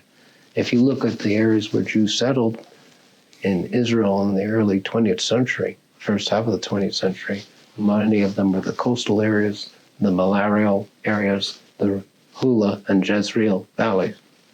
Malarial, the land was purchased. It's not like my history of the United States and the Cherokees and the other Native peoples. Very, very different. So, and also it's people returning to its ancestral homeland with deep ties to that archaeologically. I mean, historically, there was a Jewish kingdom in 1,000 years before the Common Era, or 1,000 years before Jesus. Let's say Yeshua, Jesus, his name means salvation in Hebrew, and was a Jew. So without demeaning the other side, because we hope ultimately for shalom, or salam, peace, we have to be proud of what our people accomplished and how they stand their ground. And we hope that the center grows. I hope that the center grows in Israel politically, the broad center. And that's healthier than having probably a government that might lean toward extreme, although I think the Netanyahu government certainly did the right thing relative to Iran. It had to be done. One more word. Let me say from the childhood period, because also just, when you have a people and you're growing up among them, and your grandparents are speaking Yiddish, not all the time, because they spoke English with an accent. I didn't even realize, I hardly heard the accent when I was a kid, because you're so used to it. That's what your grandparents speak. And then you know that your people were destroyed. And when you study more, you see how many collaborators the Germans had. I mean, the Nazis, but let's face it, they were Nazi Germany during World War II. There were thousands of Christians who saved Jews, this and that. And they were very important people, wonderful people, but there were unfortunately others on the other side who weren't. And in the regions my family lived. And to see this culture destroyed. It's amazing Jews live today and freely in Warsaw, and some small in what Jews call Vilna, or Vilnius to the Lithuanians. So when you grow up with that, how could you help not feel pride in the rebirth of a Jewish state? And when I was growing up, it was about 99%, except for a few leaders of certain organizations in the Jewish community who thought, always put the Americanism first, but Americanism and Judaism go together from foundings. And John Winthrop and others, and there's no contradiction. I can be as proud as an American as to celebrate 4th of July and look at the way the founders of our country, they would say, and as an ideal, this is the most common biblical phrase used during the American Revolution, that each man should sit under his own vine and fig tree, and none should make them afraid. That's right from the prophet Micah, or Micah. So these roots are very deep. And so what is an American? It will change over time, but we have many different perspectives. How do we get e pluribus unum? It's harder today than it was. But it wasn't easy when I was in 1960, when we were in the midst of the civil rights struggles. How are we going to overcome that? And yet we're in a totally different era today, thank goodness. And yet, what does patriotism mean today? That's something that concerns us. How do we conduct ourselves in public? What is the right to protest? Does it mean demonstrating for something? Does it also mean harassing, intimidating others, or stopping education from occurring at a university? It does today. Mm-hmm. MIT is being sued. My son's still at least 26 years old. He's at MIT. And he's at a university which is being sued because a tenured professor mocked a Jewish student openly in class, mocked him for being Jewish and a supporter of Israel. And it was, and the school did nothing, basically. And this is well documented. So the idea that this could happen in America when I was growing up in the 60s was unthinkable. I couldn't imagine it, even later decades, that it would get this bad. And academia would be one of the worst sectors. So on the positive side, affirm. Why shouldn't we be proud? We're not proud of everything the government of Israel does, but we support the people of Israel. We support them. 20% of the population is Arab of Israel itself, not including what Jews call Judea and Samaria or Palestinian territories, where they think of it, the whole thing, so it's come. But the point is, why shouldn't I be proud? Why, when I visited twice, 2 of the 3 visits were in the last 2 years, and that's during the period of the war. There is a reason for that. I felt a special commitment. I felt I've got to be there. I've got to do something besides donate. Okay. Again, that's why Israel's important to me, and it's the idea of hope for the future. That there will be not a light to the nations in general, not just Israel's light, but there will be a light.